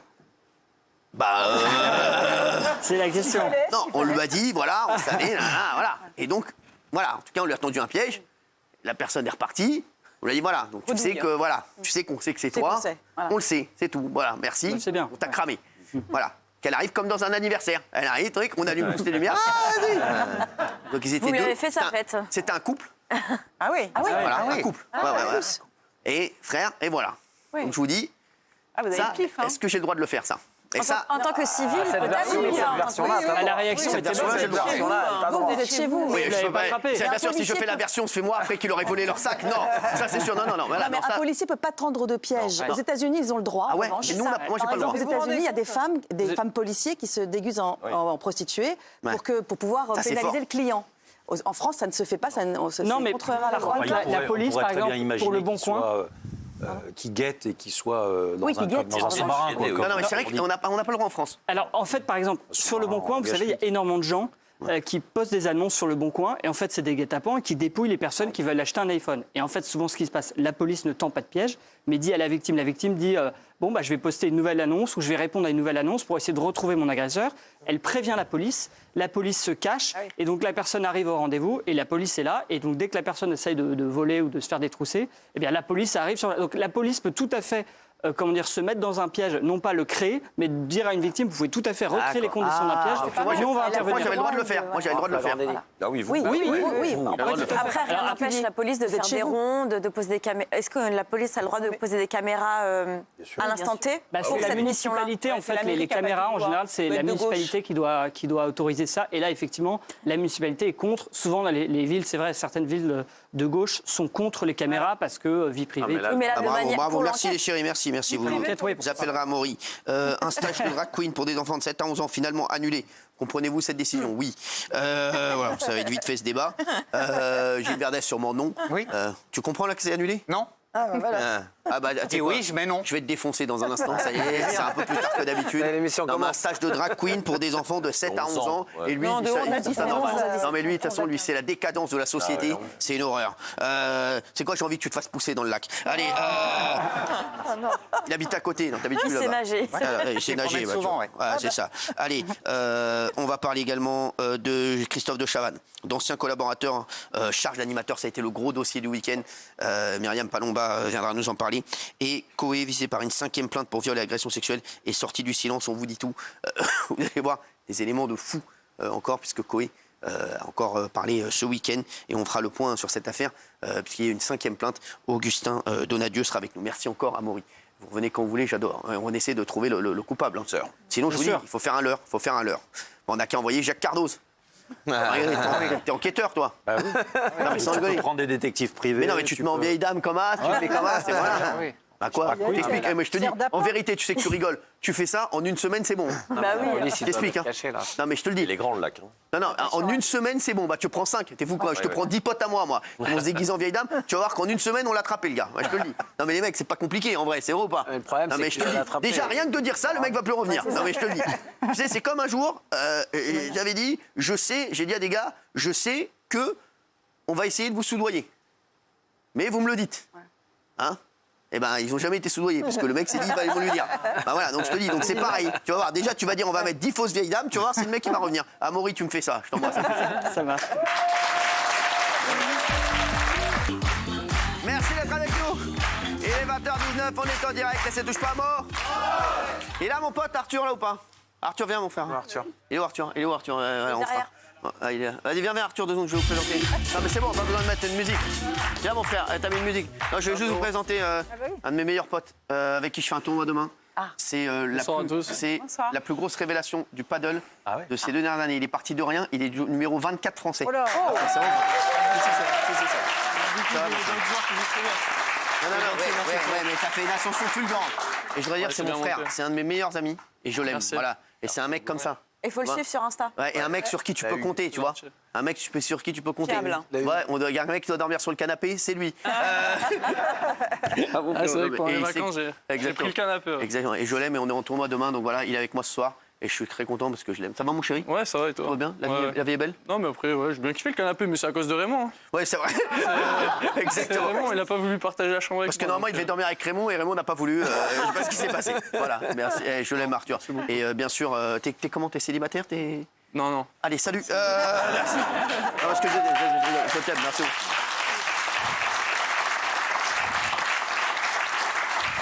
Demain, on joue à 9h, demain, 8h30. Les chéris, face à l'insécurité, de plus en plus de Français choisissent de s'armer. Doit-on légaliser le port d'armes? Gilles Verdez, voilà, on va pas être d'accord encore. Mais d'abord, un stage de drag queen pour les enfants de 7 à 11 ans, finalement annulé. Comprenez-vous cette décision? C'est 11-17 ans, finalement. Que quoi? C'était 11-17. Bah, c'est pareil pour moi. 11-17 ans, c'est exactement pareil. Même ça peut... pareil. Non, mais je te dis que c'est pareil. Tu ne parleras pas. Allez, c'est parti, merci. Je parlerai pas. Un stage de drag queen pour des enfants de 11 à 17 ans. L'idée est proposée par la Maison de la Jeunesse et de la Culture de Mérignac, qui souhaite casser les codes. Pendant les vacances d'hiver, enfants et adolescents pourront créer leurs personnages, se maquiller, mais aussi apprendre à défiler en talons, tout cela encadré par le centre LGBTI+ de Bordeaux. Une pétition réclame l'annulation de ce stage. Ses signataires dénoncent une hypersexualisation des enfants. Daniel, ma chérie, je te laisse la parole, parce que là, c'est inadmissible. Bah, évidemment. D'abord, il y avait 4 inscriptions, donc les gens sont plus raisonnables que ce qu'on croit. Ah, bien sûr. 11 ans, donc c'est de 11 à 17 ans. J'aimerais avoir l'avis des téléspectateurs. Ça reste, excuse-moi Géraldine, mais ça reste quand même des enfants. 11 ans, c'est... Non, mais lui parle pas. Adolescent. Lui parle pas. Non, mais attends, mais même des adolescents, excuse-moi, c'est de l'hypersexualisation des enfants. Regardent des pornos. Non, mais même, non, mais c'est n'importe quoi. C'est de l'hypersexualisation des enfants, c'est organisé évidemment. Je veux dire que j'aimerais pas que mon fils fasse ça, moi. Doivent choisir leur genre, donc déjà, c'est de la propagande. 11 ans, c'est quand même l'âge où on peut commencer à faire des blocages de puberté. On prend des bloqueurs de puberté, c'est l'âge où, évidemment, encadré par les parents, c'est l'âge où on peut choisir son sexe. Donc, évidemment, c'est de la propagande. C'est soi-disant entre un cours de cirque et tout ça, c'est de la propagande. Je n'en peux plus de ça. Kelly? Alors, j'ai entendu que c'était pour casser les codes. Moi, je serais plus de partie à réinstaurer les codes.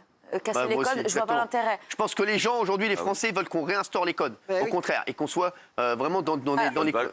Alors, quand on dit c'est de 11 ans à 17 ans, ouais, mais de 11 ans à 17 ans, il y a quand même 11 ans. Donc moi, il y a une amie qui me dit, mais où va le monde? Je suis d'accord avec elle. Donc, à quel moment on a besoin, à 11 ans, de se dire, on doit décider de qui on est. Enfin, je veux dire, c'est propre à chacun. Et encore une fois, je remets les parents dans le truc, mais si ton enfant de 11 ans, il te dit, maman, je me sens mal dans mon corps, mais avec plaisir, je t'écoute, qu'est-ce qui se passe? On va trouver des solutions et on t'accompagne. Mais est-ce qu'on a besoin d'avoir des dames à poil qui viennent parler aux enfants de 11 ans? Non, je pense pas. Et puis un stage de oui, Jean-Michel. Oui, non, c'est ça. Si l'enfant sent mal dans sa peau, il y a des psys pour ça ou des gens pour les accompagner. Donc, ils sont malades, ces gens-là?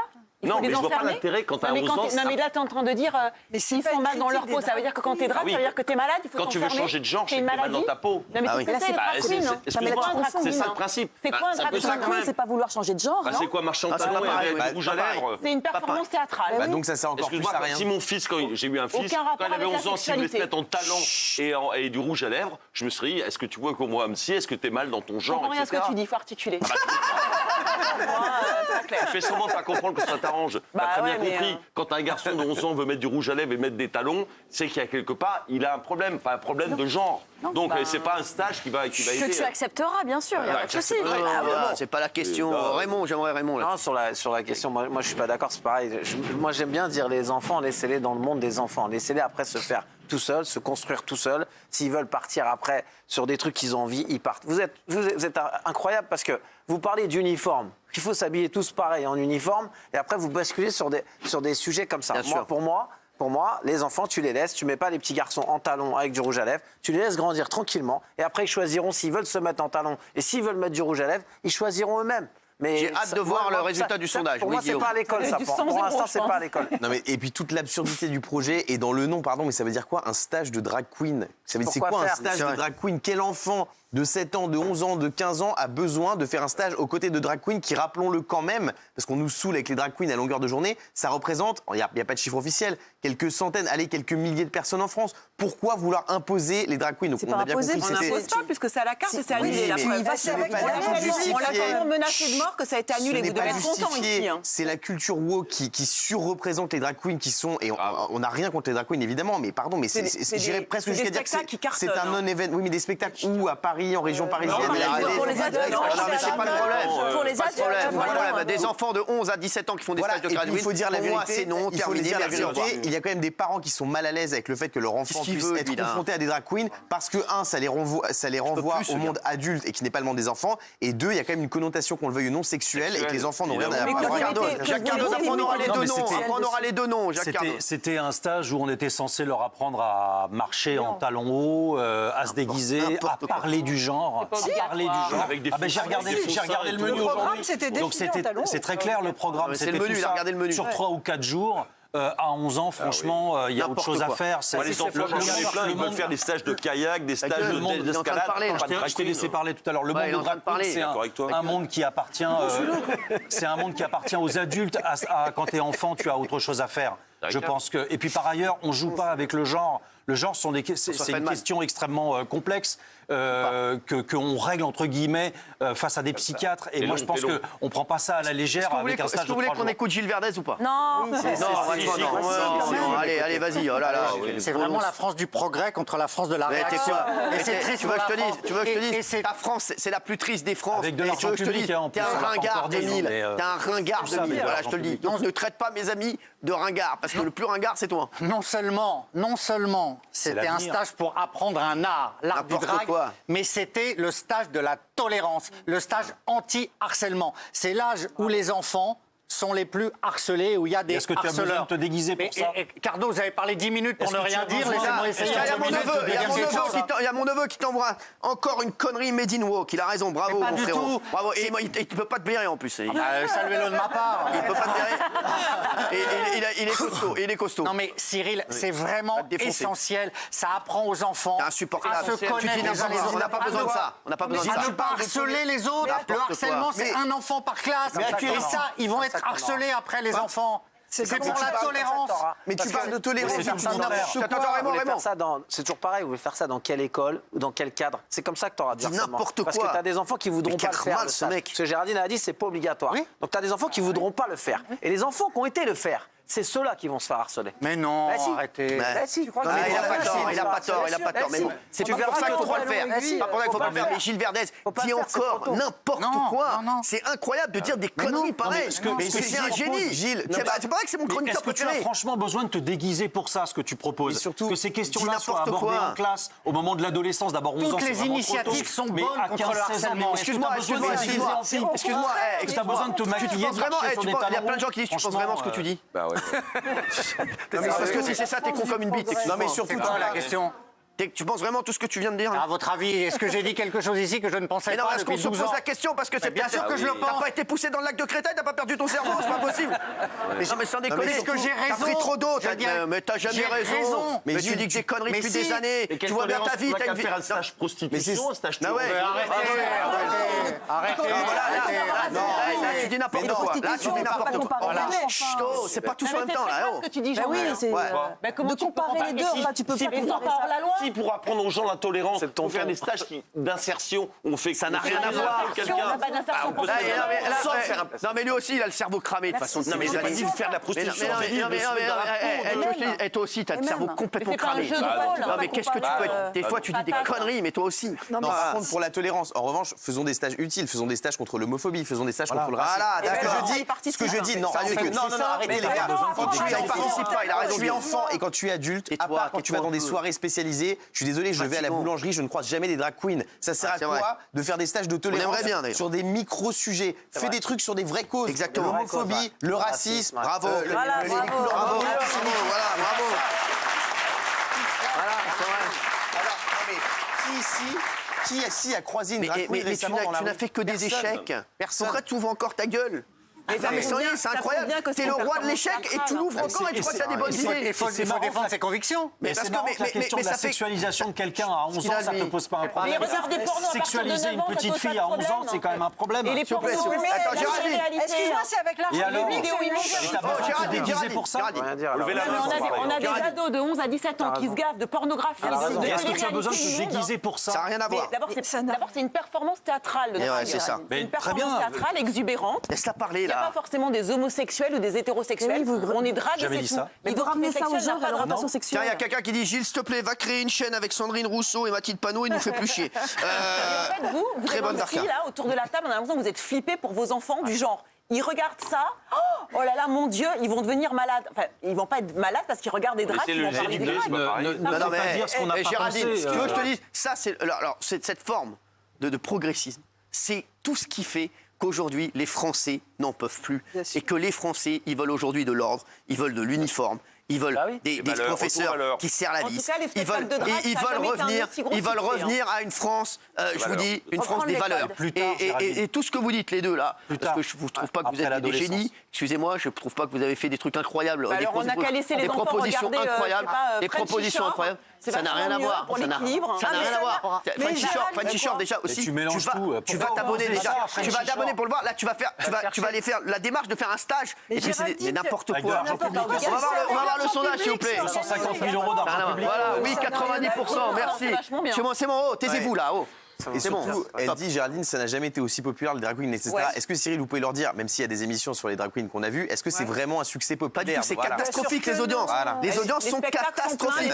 Les audiences sont catastrophiques. Alors France Télévisions, ils se sont fait plaisir, c'est très bien qu'ils l'aient fait. France Télévisions, et ils doivent le faire, ils sont faits pour ça. Bravo France Télévisions, bravo à eux. Mais en audience, et je peux vous dire bravo à France Télé, parce que d'ailleurs ça marche pas du tout en audience, et le continue. Donc bravo à eux, parce que c'est vrai qu'en audience, c'est 200 000 téléspectateurs. Voilà, ça marche pas. Mais bravo à France Télévisions de le faire. Ça, c'est bien. Que France Télévisions le fasse là-dessus, c'est bien, mais un stage, les mecs, faut arrêter, les mecs. Arrêtez, faites des stages de char à voile, faites des stages, non mais sans rigoler. Avec l'argent des contribuables. Voilà, avec l'argent des contribuables, c'est n'importe quoi. Et je peux vous dire, heureusement qu'ils l'ont annulé parce que ça aurait été un énorme scandale. Ils l'ont annulé pour les mauvaises raisons, parce qu'elle se faisait harceler et menacer de mort. Donc pas le souhaiter. Oui, mais en tout cas, heureusement qu'ils l'ont annulé. Tu transformes ça en procès des drag queens, on n'est pas contre les drag queens, c'est un super spectacle quand même. On adore. Celle qui a gagné le concours, elle est invitée parfois, je la trouve géniale. Tu confonds toujours, c'est-à-dire que quand on ne veut pas mêler des enfants de 11 ans Alors, laissez parler mamie. Mais dans le code pénal, il y a l'article 227.15. Quand elle crie trop, elle prend son entier. 7 ans d'emprisonnement, et ça peut rentrer sous le coup de cette loi-là de faire défiler des gamins de 11 ans en talons aiguilles. Excuse-moi, c'est de la sexualisation d'enfants. Tout le monde crie au scandale avec Depardieu qui sexualise une petite fille. C'est exactement ce qu'on fait, mais là, ça vous dérange pas, parce qu'évidemment, c'est les drag queens, c'est progressiste. Je suis désolée, voilà. La sexualisation, les enfants, Kelly. Non, mais c'est ça le problème. Je vais dans le sens de Daniel. On va encore se prendre la confrérie des drag queens dans la tronche. Non, parce qu'on va dire oui. Mais en fait, ça n'a rien à voir. On est en train de parler d'enfants et d'adultes. Nous, les adultes, on aime ça, il n'y a pas de souci. C'est un beau spectacle, comme le dit Géraldine, et il n'y a aucun problème. On est en train de parler d'enfants. Donc, en fait, je ne vois pas le rapport. Et quand on parle quand Géraldine, tu parles de Frenchy Shore, de porno, etc. Ça n'a rien à c'est voir. pas parce qu'il y a des enfants qui ne sont pas encadrés et qui regardent du porno qu'on est pour. On n'est pas en train de confronter de mal pour nous, pour les enfants. On est en train de te dire que, oui, on est contre aussi le porno, on est contre ça, on est contre Frenchy Shore pour les enfants, on est contre tout pour les enfants. Mais on n'est pas en train de dire on est pour l'uniforme. On est pour le porno. Voilà. On est pour l'uniforme pour les enfants et on est contre le stage de drag queen. Voilà. Et on voit que nos téléspectateurs, merci à eux d'avoir voté en masse à 90%. Merci à vous. Et une fois de plus, vous montrez encore une fois que Gilles Verdez est dans la France du passé. Gilles Verdez et Géraldine aussi d'ailleurs sur ça. Et voilà, Géraldine aussi, vous êtes dans la France du passé, vous êtes dans la France de l'échec et moi je suis dans la France de la victoire. Voilà. Et de la France du succès. Donc merci les chéris. Voilà. Et c'est pas avec des gens comme ça que la France va aller mieux. C'est avec des gens comme ça que la France va aller encore plus mal et que la France va aller dans le mur. Voilà. Jean-Michel Maire et Daniel Moreau, c'est ça qui reste sur le bonheur. Non, c'est Guillaume Janton. Guillaume Janton, regardez comme son fils. On vous a montré son fils au début, vous avez dit comme des mots. Vous avez vu, lui, il sait faire des enfants. Lui, il sait faire des enfants. Merci. Dans ce débat, il y a quand même un tout petit peu de. On vous entend pas, merci. On vous entend pas, ça sert à rien. Ça sert à rien, on vous entend pas, Géraldine. C'est pas bien de dire ça. C'est pas bien. On n'a rien entendu de ce qu'elle a dit, donc les mecs. Elle dit dans ce qu'on dit, il y a un peu d'homophobie. Et je trouve que voilà, c'est tout mélangé. Ça, encore une fois, c'est Géraldine Maillet qui dit des conneries. On voyez vraiment des gamines de 11 ans. Elle n'a pas d'argument, elle sait ou sur le vaccin ou ça, elle sort des trucs comme ça. Vous êtes du niveau de Gilles Verdez. Puis-je me permettre de vous répondre sur l'uniforme ? Parce que vous avez dit... lui. Vous venez de dire... Il cherche, ce qu'il veut, lui. Et c'est inadmissible ce qu'a dit Géraldine. Je le redis, c'est inadmissible de dire ça par rapport à nos amis qui sont autour de la table. Inadmissible, une fois de plus, Géraldine. Vous avez dérapé comme sur le vaccin. Inadmissible. Ils ne connaissent pas, ils n'ont jamais vu un spectacle, donc ils imaginent. Mais ils ne sont pas tous homosexuels. On est juste en train de te dire qu'on n'est pas contre les spectacles, on n'est pas contre... Non mais c'est de 11 à 17 ans. À 11 ans, on n'est pas un enfant. On est un préado. À 11 ans, on n'est pas un enfant. On est préado. Mais arrête, allez, tu sais quoi, les Géraldine Maillet, la culture woke de Géraldine Maillet, c'est des fois... 18 ans et tout va bien, mais pas à 11 ans. S'il te plaît, avec ta chemise olive, calme-toi. Je te le dis, calme-toi, vraiment calme-toi. Non, mais la culture woke, c'est tout ce que je déteste. Et ça, pour moi, c'est le wokisme par excellence. Voilà, et c'est vous, et c'est Géraldine, parfois, elle est comme ça, mais moins comme vous. Mais quand même, elle a un penchant quand même pour le wokisme, ça me tue. C'est ceux qui vont tuer la France, c'est ceux qui vont nous envoyer, c'est ceux qui nous envoient dans le mur. Et en plus, ce sont les donneurs de leçons qui pensent en plus qu'ils vont faire du bien à la France alors qu'ils ne font que enfoncer la France et que les Français ne veulent plus de ça. Je vous dis, moi, je veux d'une France anti-woke. Voilà. Je vous le dis, je veux une France anti-woke et je pense que les téléspectateurs sont comme moi. On va quand même donner la parole à ce génie qui est Gilles Verdez, qui franchement, sans rigoler, c'est quand même fou de pouvoir dire, c'est quand même fou de dire une phrase, 18 conneries. Donc il va nous parler de l'uniforme, malgré que il y a la majorité des Français qui sont pour l'uniforme, mais Gilles Verdez, le grand défenseur de la liberté et de la connerie, va nous dire pourquoi il est contre. Vas-y. C'est déjà un fiasco, l'uniforme, c'est fini. Je vous l'annonce officiellement, c'est fini. Gilles, arrête. Pardon. Arrête, tu veux que je te dise, ça n'a pas commencé. Il n'y a qu'un seul fiasco, c'est toi. Chaque fois que l'on demande, il y a eu des études dans les écoles. On demande parce que. Mais bien sûr que les élèves ils veulent pas, bien sûr, mais on ne demande pas la vie aux élèves. Est-ce que je peux finir ma phrase ou pas parce que mais vous me tombez. Il en a parlé. Cyril a parlé de l'uniforme. Et si vous suivez pas, c'est compliqué.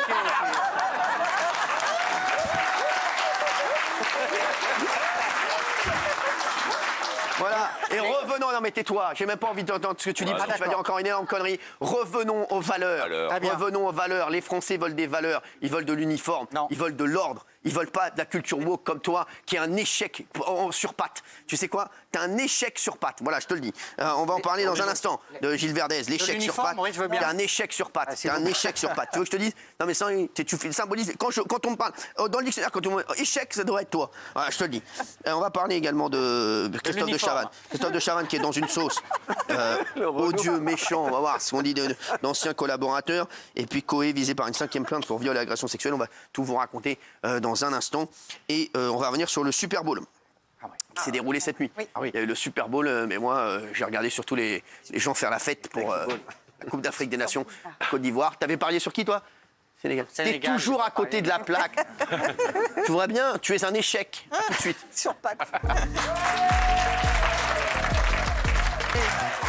Il est 20h44, on est en direct, c'est Touche pas mon poste. Merci d'être avec nous les chéris. Et on sait que vous attendez ces deux dossiers, le dossier Christophe de Chavannes et le dossier Coé. Ça arrive dans un instant, puisque elle est là, elle est arrivée, Myriam Palomba. On va en parler dans un instant. Vous avez dit bonjour aux woke? Merci. Ouais, merci. Voilà. Sur Dites bonjour les woke. Dites bonjour les woke. Les woke. Vous êtes pour vous le stage de... Pas du tout. Voilà. Non, mais en plus, moi j'ai emmené mes enfants voir un cabaret où il y avait des drag queens. Et mes enfants ont 9 et 11 ans. Ils ont été hyper mal. Ah ouais. Franchement, c'est pas un truc qu'ils apprécient. Vos enfants, ça les a mis mal à l'aise. Je leur ai expliqué les choses, etc. Les spectacles, on dit rien contre ça. Les spectacles, on adore. Si tu veux le voir, moi j'adorerais aller voir un spectacle. Mais c'est vrai que j'aimerais pas mon fils pour l'instant. Je suis d'accord avec toi. Et par contre, moi, j'étais comme Géraldine. Je me dis ouais, c'est un spectacle, etc. Bah non, à cet âge-là, ils voient pas du tout les choses de la même façon. Ah ouais, c'est vrai. Bon bah merci en tout cas pour votre témoignage. Salut. Merci d'être venu. On va enchaîner avec le gros événement de cette nuit. C'était le Super Bowl qui s'est déroulé cette nuit. Le Super Bowl, c'est la finale du championnat de football américain et c'est aussi l'un des événements sportifs les plus regardés au monde. Après Rihanna l'année dernière, c'est Usher qui a eu le privilège de chanter pendant la mi-temps. Il a été rejoint par de nombreuses stars sur scène et beaucoup d'autres étaient présents dans les gradins. On regarde le lancement du show de Usher.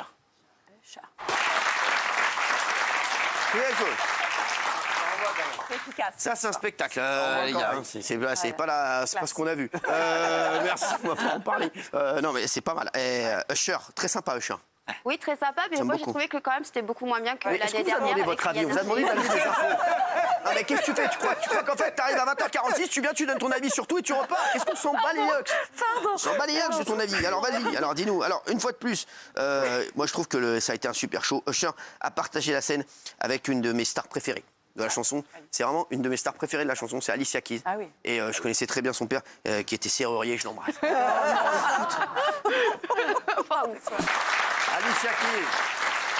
Je l'embrasse, j'adore Alicia Keys, qui est la chanteuse préférée de Passepartout. Les stars n'étaient pas présentes uniquement sur la scène, mais aussi dans les gradins. Il y avait notamment Taylor Swift, bien entendu, elle est partout, qui est venue supporter son petit ami et joueur au sein de l'équipe victorieuse des Kansas City Chiefs. Regardez. Beyoncé avec Monsieur, avec Jay-Z, Leonardo DiCaprio, l'actrice Blake Lively, et bien vous le reconnaissez, le Big Shaq Shaquille O'Neal, Paul McCartney, présent au Super Bowl, il en a fait plusieurs des Super Bowls, Paul McCartney, LeBron James, Jimmy Kimmel, et oui Taylor Swift.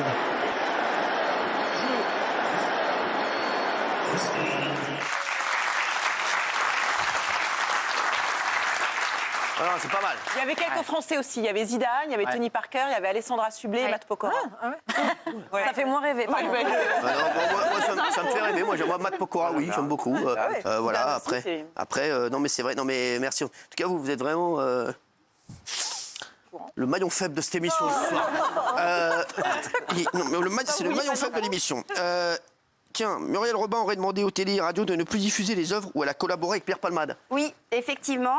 Elle a décidé en fait qu'elle ne voulait plus que son nom soit associé à celui de Pierre Palmade. Donc résultat, tous les sketchs qu'elle a fait, enfin qu'il lui a fait, et toutes les pièces auxquelles elle a participé avec lui, c'est fini. Donc plus de diffusion sur les chaînes, ce qui est un gros problème pour Pierre Palmade, qui vivait quand même beaucoup des droits d'auteur qu'engendraient ces diffusions. À peu près 5 000 € par mois gagnait-il grâce à ça. Donc là, oui, effectivement, elle ne veut plus avoir quoi que ce soit à faire avec lui. Et c'est un vrai préjudice financier pour lui. Heureusement, comme lui, il a énormément de dettes. Il devait 250 000 € au fisc, etc.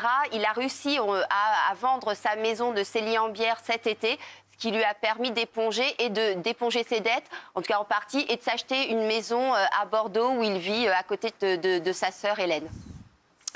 C'est pas une bonne mentalité quand même, je trouve. De quoi ? Je trouve que c'est pas une bonne.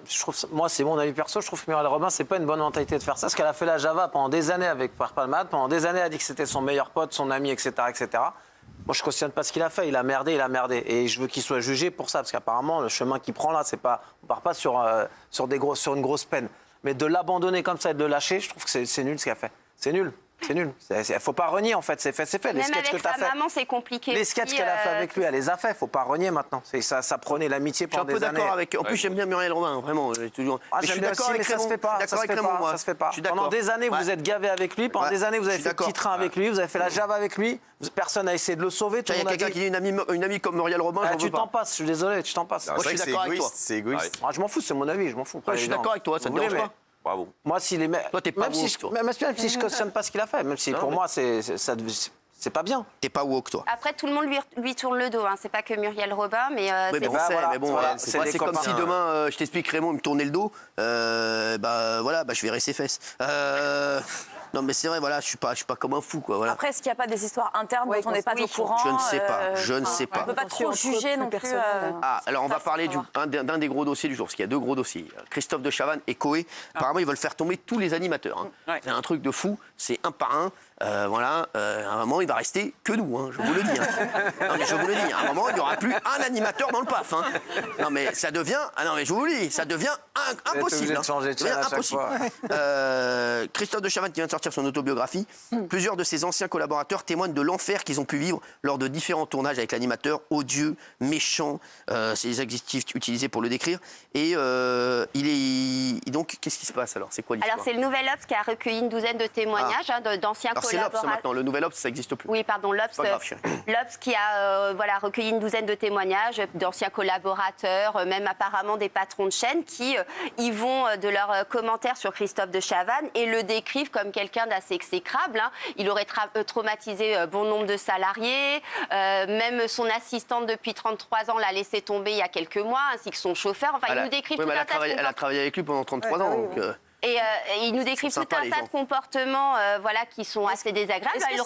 Il aurait même déclenché des crises d'eczéma chez les gens, des crises d'angoisse. Est-ce que c'est anonyme ou est-ce que c'est des vrais témoignages? Alors c'est anonyme. La seule chose qu'on a, ce qu'il raconte dans l'interview, c'est le témoignage c'est ce qu'avait dit Alexia Laroche-Joubert, disant que c'était la pire personne avec qui elle avait jamais travaillé. Donc c'est la seule chose dans le papier. Elle dit pas vraiment ça, Alexia. Elle dit il est impossible à travailler. Elle dit ça de moi aussi. Alexia. Elle dit c'est un caractère, on s'est engueulé, on a claqué des portes. C'est quand même assez connu dans le milieu que... C'est pas une enquête qui sort par hasard, c'est parce que Christophe de Chavannes a écrit un bouquin où il dit que c'est le mec le plus gentil du monde. Il se décrit lui-même comme le mec... Donc du coup, ils ont fait une contre-enquête et c'est pas vraiment ce qui sort de... C'est ça. Alors, ça dit quoi, alors Gilles, allez, Gilles, vas-y, dis-nous, parce que... Alors, sa phrase exacte dans son bouquin, c'est « Si on est gentil avec moi, je suis le mec le plus adorable qui existe ». Et donc, ses collaborateurs ont vu ça et ils décrivent, par exemple, qu'il est en retard tout le temps, insupportable, qu'il est infernal avec ce qu'on appelle le petit personnel, que quand son assistante appelle pour le réveiller le matin, elle doit attendre 3 secondes, un laps de temps avant de lui dire bonjour. C'est des comportements, vous voyez, de diva, de star. Non, mais je vous dis ce qu'il y a dans le... Ils décrivent des comportements... Moi, j'entends dire ça de la moitié du PAF. C'est pas des révélations. C'est faiblard. Une sorte de personne... Les gars, je vais vous dire la vérité. On va en parler avec Valérie Benaïm qui a travaillé avec lui pendant des années. Mais les gars, je vous dis la vérité. Écrire ça, c'est vraiment pour moi. C'est vraiment... Mais c'est plus bas que la merde. Excusez-moi, c'est vraiment que Christophe de Chavannes, il faut attendre 3 secondes avant de le réveiller. Non mais les gars, regardez les conneries qu'il faut raconter. Non mais on va dire quoi? Non mais sans déconner, non mais c'est quoi ce témoignage en bois, sans rigoler, en carton, et ils font des enquêtes là-dessus et on paye des gens pour faire ça. Non mais sans rigoler, mais qui fait ça sans charrier? Excusez-moi, voilà, je le dis, mais c'est que c'est un torchon pour moi. Excusez-moi, c'est quoi les révélations? Alors dites-nous les révélations. Il n'y a pas plus. C'est ça. Tu veux toutes les révélations pour qu'on voit avec les il raconte également que le chauffeur, il est obligé de s'asseoir sur la banquette arrière pour chauffer les sièges avant qu'il arrive. Non, pour pas chauffer justement. Pas chauffer. Il raconte aussi le clash qu'il a eu avec Laurence Boccolini sur le tournage de Sortez-moi de là, je suis une célébrité, ça a été très tendu. Enfin, voilà, il raconte quand même pas mal de choses. Il parle aussi des anniversaires qu'il fêtait dans sa boîte de prod, et puis regardez qui lui avait offert quoi. Et en fonction, il y a quand même une différence entre être un con n'est pas illégal. Après, traumatiser les gens, les rendre mal, qu'ils aient chez les psychologues à cause de lui, oui, ça c'est illégal. Mais être con n'est pas illégal. Après, tous les témoignages anonymes, moi ça me fout en l'air. Parce qu'à un moment donné, on peut dire ce qu'on veut anonymement. Donc si le gars est juste con, on s'en fout. Pour moi, cette enquête, c'est un torchon. Et je vais vous dire, et le gars, d'où on sait que le gars est con ou pas? Alors, bien sûr, tu sais, je vais te dire, les mecs qui ont travaillé avec toi, ils trouveront toujours quelque chose. Ils vont dire un jour, t'as pété dans la voiture. Non, mais tu vois pas, non, mais je te le dis. Les gars, qu'est-ce qu'il a fait? Ils disent pas. Donc, je vais te dire, les enquêtes comme ça, les gars, quand ils t'appellent, quand tu dis un truc bien, t'es obligé de te justifier. Quand tu dis un truc mal, ils ne demandent aucune justification. Donc forcément, ils appellent les gars et ils disent est-ce que vous voulez balancer sur Christophe de Chavannes? Des mecs qui travaillent plus avec lui. Forcément, demain tu vas appeler des gars. Moi, ils ont fait le complément d'enquête. Les gars, on sait même pas. Ils étaient anonymes. On n'a jamais su qui c'était. Ils ont pris une silhouette. Ils ont pris un gars qui avait avec une autre voix. Donc on n'a jamais su qui c'était le gars. Et on s'en fout d'ailleurs. Mais des gars, dans n'importe quel travail, que ce soit n'importe quel travail, tu vas aller voir un gars, tu lui dis comment il était ton patron avant. C'est un connard. Un jour, je suis arrivé, il arrive en retard. Mais les gars, mais vous êtes des fous quoi. Mais ça pour moi, c'est le journalisme. C'est ce qui fait le plus mal au journalisme. Je suis désolé, tout ça pour faire du buzz, c'est inadmissible. Valérie Benaïm, qui avait travaillé avec Christophe de Chavannes, racontez-nous. J'ai travaillé avec Christophe. Bien sûr que Christophe, il a du caractère. Il a du caractère, il gueule, il râle, il claque des portes, il engueule les gens qui travaillent avec lui, etc. Moi, on a travaillé ensemble sur les 100 plus grands. Sur les 100 plus grands, il sortait de Nice People, il était très tendu parce que justement, il avait une sorte de traversée du désert et il sentait que le retour dans les 100 plus grands, c'était sa chance pour revenir. On a tous des moments où, voilà. Donc, il était extrêmement tendu et en même temps, il ne voulait pas perdre de sa superbe. Donc, c'est normal que tu sois un peu tendu, etc. On a fait une première émission où lui n'était absolument pas habitué à travailler en duo. Moi, beaucoup habitué à travailler en duo. Ça s'est très mal passé, cette première émission. Tu ne peux pas mentir, parce qu'il était hyper tendu, parce qu'il ne me laissait pas exister, que je voulais exister, que je sentais que sous la table, il me disait « tais-toi, c'est à moi de parler », etc. etc. Il se trouve que donc, moi, je suis partie de cette première émission, pas contente. J'ai, pour la première fois de ma vie, en 20 ans de carrière, claqué moi à la porte du truc. Mais il m'a envoyé un petit mot en me disant « Je suis désolée, je crois que ça ne s'est pas bien passé et que tu l'as mal vécu. Je ne m'en suis pas rendu compte. » Et à partir de là, on en a parlé, et à partir de là, c'était fini. Donc, alors, voilà. on va voir ce qu'il y a dans l'enquête. Rien ne lui allait jamais, ni les scénettes, ni les textes, rien. Ceci exacerbé par l'isolement, la chaleur, l'ambiance. Vase clos, il disait quand il était « Je suis une célébrité, sortez-moi de là ». On a craint, raconte un ancien de TF1, que le tournage n'aille pas jusqu'au bout et que Boccolini balance tout au moment de la promotion. Donc il s'est clashé avec qui? Donc il s'est clashé avec Boccolini. Il s'est clashé avec Cyril Hanouna, il s'était clashé avec moi, Christophe de Chavannes. Vous l'avez produit, Cyril, vous Bien sûr, et notamment en 2015, chez Jean-Marc Morandini, il critiquait l'émission Christophe de Chavannes. Voilà, après on s'est parlé, puis tout va bien. Voilà, moi j'ai eu une histoire, moi, avec Christophe de Chavannes. Non mais... À Europe 1 À Europe 1, moi je raconte l'histoire. Allez-y. Ah oui. Vraiment que je raconte l'histoire. Oui, ça dépend. Non, mais je vais vous dire la vérité. Moi, j'ai eu une histoire avec Christophe de Chavannes. Et en plus, à l'époque, je vais vous dire l'histoire. C'est qu'il avait critiqué Thierry Moreau.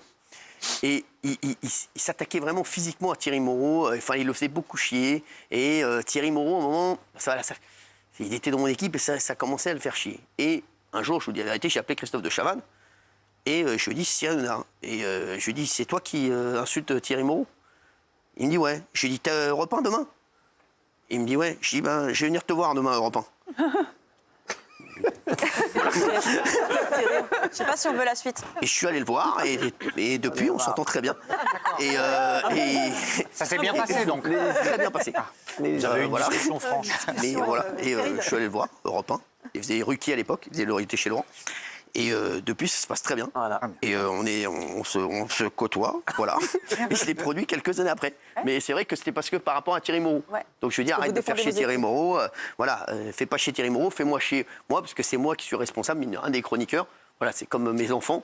Voilà, donc voilà. Et c'est vrai qu'après, ça s'est très bien passé. Mais c'est vrai que Thierry, ça le faisait un peu chier à un moment. Et voilà, c'était un petit peu chaud au téléphone. Et voilà, après, voilà, j'ai pas insulté sa famille. Oui. On précise qu'il n'y a pas de plainte, à notre connaissance. On a regardé, il n'y a pas de plainte, voilà. Mais si vous voulez, c'est un comportement lunatique, c'est-à-dire je t'aime énormément et après il fracasse les gens. Donc les gens s'épuisent au travail, voilà. C'est un comportement. Non, mais je ne fais que narrer l'article. Voilà, il y a un portrait qui est ultra violent d'une personnalité, voilà. Moi je vais vous dire, moi je connais maintenant Christophe de Chavannes, je l'ai cerné Christophe de Chavannes. Christophe de Chavannes. Il n'est pas sûr de lui peut-être. Je le dis franchement, il a quand même un grand cœur. Voilà, c'est un mec, voilà. Mais Christophe de Chavannes, il avait une énorme pression. C'était comme nous à l'époque, hein. C'était un peu. D'ailleurs, tout le monde dit, voilà. Après, Christophe, voilà, des fois, il peut être un peu relou, tout ça, mais je pense qu'il est quand même. C'est un mec gentil. Même si, voilà, au fond de lui, c'est un mec gentil, voilà, qui fait des conneries, mais derrière, comme a dit Valérie, il va lui faire un mot, tout ça, etc. Mais voilà, après. Oui. Dans le papier, d'ailleurs, ils disent qu'il souffle le chaud et le froid. Il peut très bien vous hurler dessus et vous dire « je t'aime » et vous offrir un bouquet de fleurs par la suite. Mais bon, c'est sûr que quand on est son salarié, c'est un peu compliqué, ça peut être compliqué à gérer. Il y a plein de patrons qui sont comme ça. Dans le monde du travail, tu as plein de patrons. Pourquoi le patron, il arrive à charger sa voiture là? Pourquoi il ne mange pas dans le même restaurant que nous? Pourquoi il a un chauffeur? Pourquoi ceci? Pourquoi cela? Pourquoi il m'a engueulé parce que j'ai pas ramené le mail en temps et en heure, les photocopies en temps et en heure? Tous les patrons sont et je rajouterais, il y a des millions de gens vous a répondu sur Pierre Arditi. Ah oui, oui, c'est vrai, oui. J'ai vu qu'il m'avait. Vous avez le droit de pas être d'accord avec moi. Moi, je persiste. Et effectivement, j'ai jamais dit que Pierre Arditi disait des horreurs. Je dis simplement que cette parole-là, il faut faire attention. Quand il a dit si ma femme me quitte, je la tue. Voilà. Et Christophe a dit dans une interview, il a dit Cyril répète à chaque fois qu'il ne regarde pas l'émission du samedi soir. Je le confirme, Christophe, je ne regarde pas l'émission du samedi soir. Voilà, même si j'adore.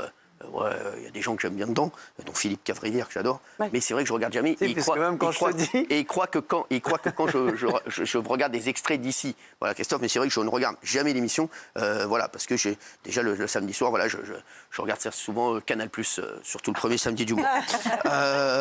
Koé, on va revenir sur Koé. Il y a pas mal de nouveautés, une nouvelle plainte de déposée contre l'animateur, de nouveaux témoignages, des audios de Sébastien Koé. Et Augustin Donadieu, journaliste CNews, nous en dit plus ce soir. Mais avant tout, regardez les premières déclarations de Sébastien Koé suite à cette nouvelle plainte. Écoutez. C'est très facile de détruire quelqu'un aujourd'hui. Vous mettez des gens qui décident par jalousie, par cupidité, pour avoir de l'argent, de monter un complot et de balancer des faux témoignages, et vous obtenez ce qui se passe aujourd'hui sur moi. Donc il y a 3 mois, on a réuni toutes les pièces prouvant qu'il y avait extorsion de fonds. Cette situation commence à me fatiguer. Donc je vais me battre très fort pour que la vérité éclate vite. On va sortir tous ensemble de cette période de mensonges, d'histoires grotesques, et j'ai hâte de vous retrouver. Alors, on a d'autres audios. Il y a une 5e plainte contre Sébastien Koé et Augustin Donadieu. Merci d'être là. Alors. Bonjour Cyril. Alors, dites-nous tout.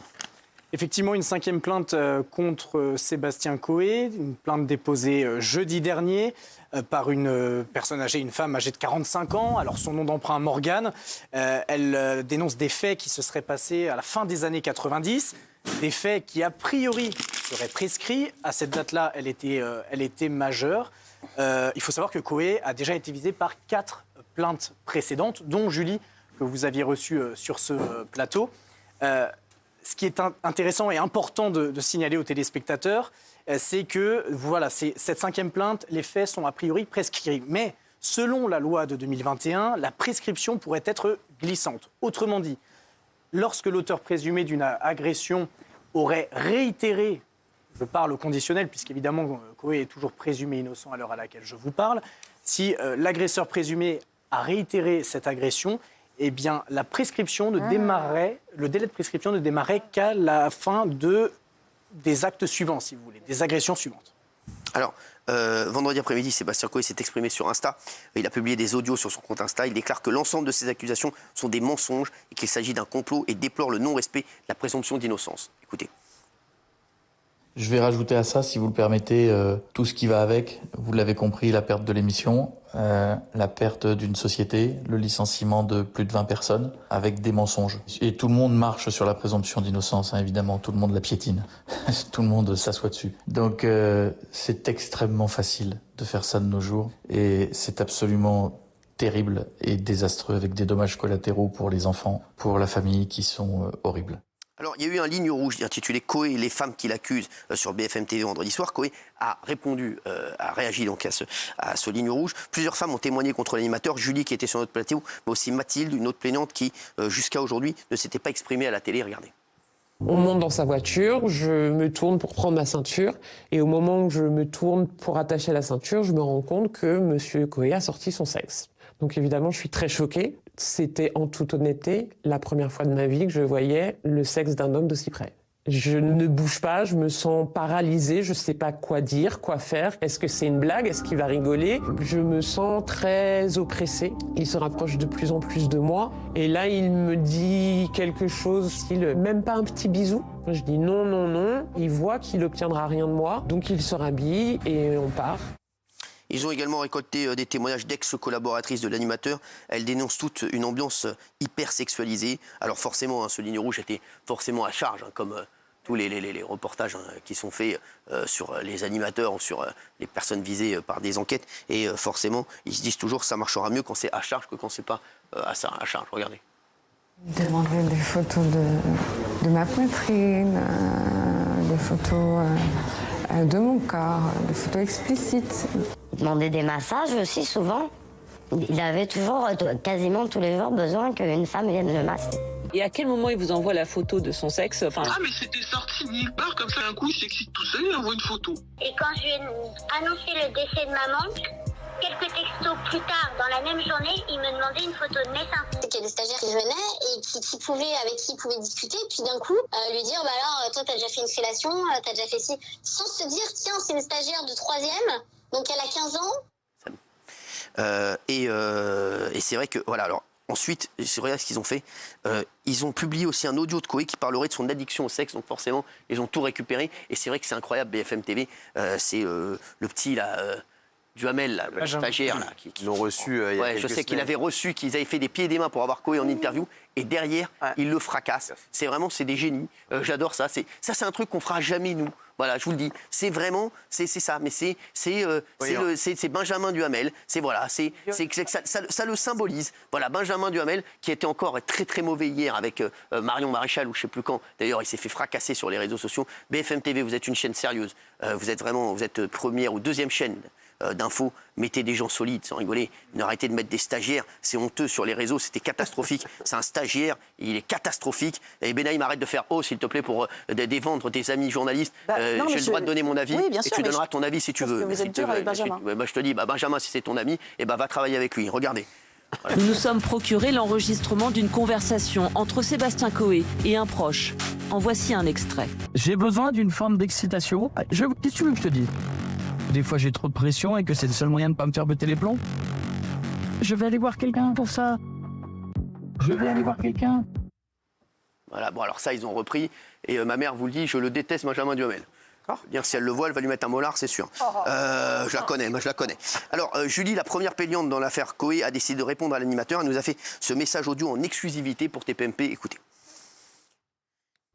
Alors, je réitère encore une fois, la justice se fera.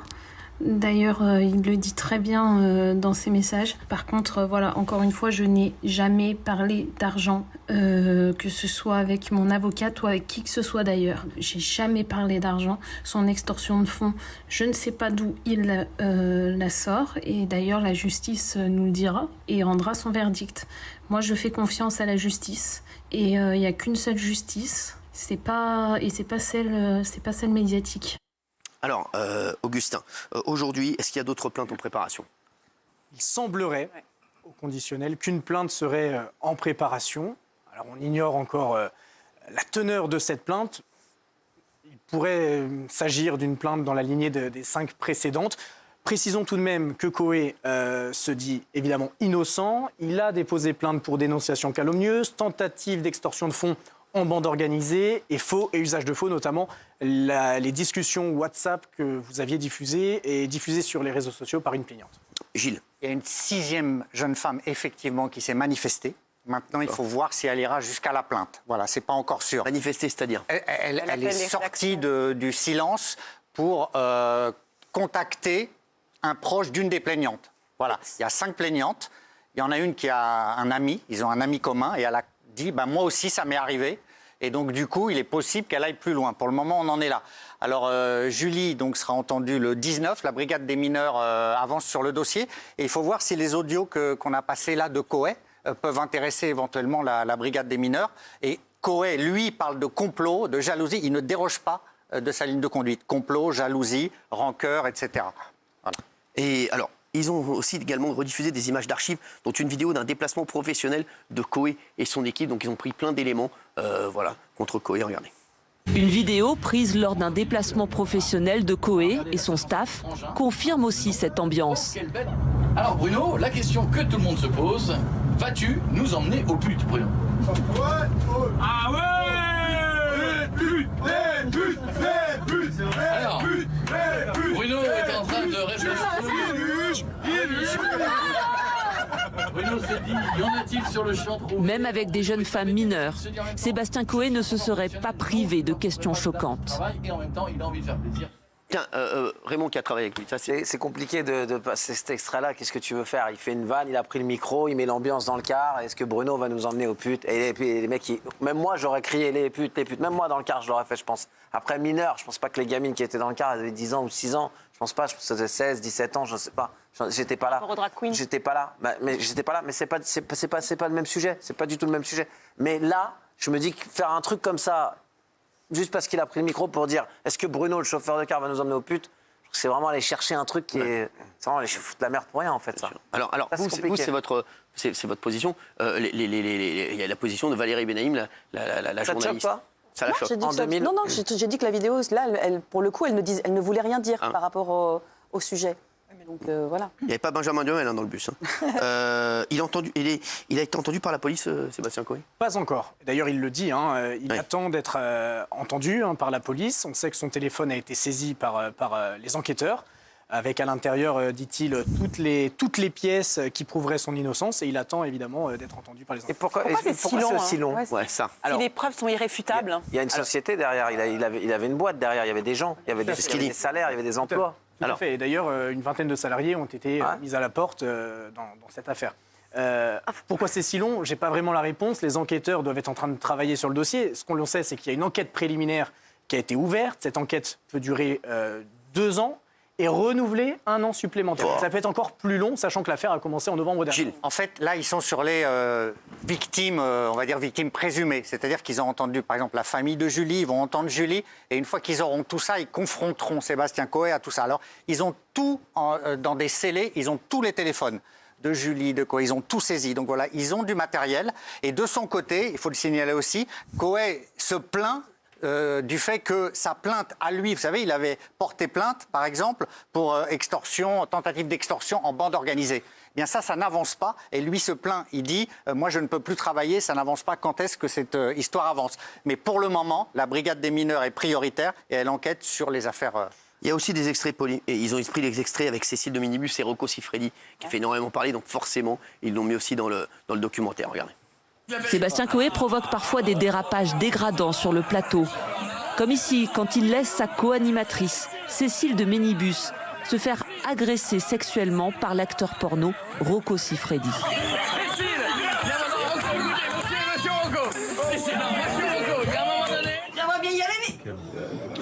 Même en coulisses, Rocco Siffredi continue de la harceler.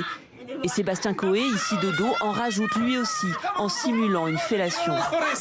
Tu fais le petit qui s'il commence.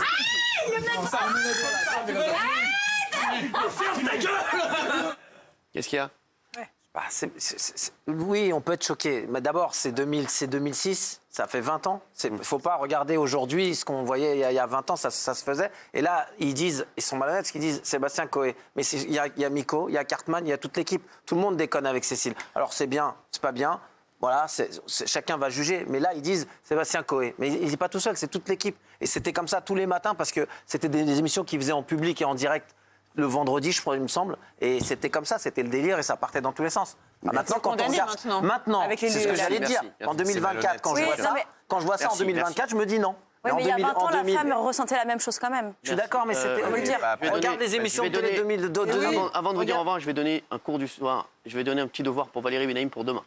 Allez-y. Vous allez méditer sur cette phrase. Les amis de mes amis sont mes ennemis. Vous méditerez là-dessus et vous nous ferez un exposé demain soir. Merci Augustin. Allez, tout de suite, c'est Magellan sur scène.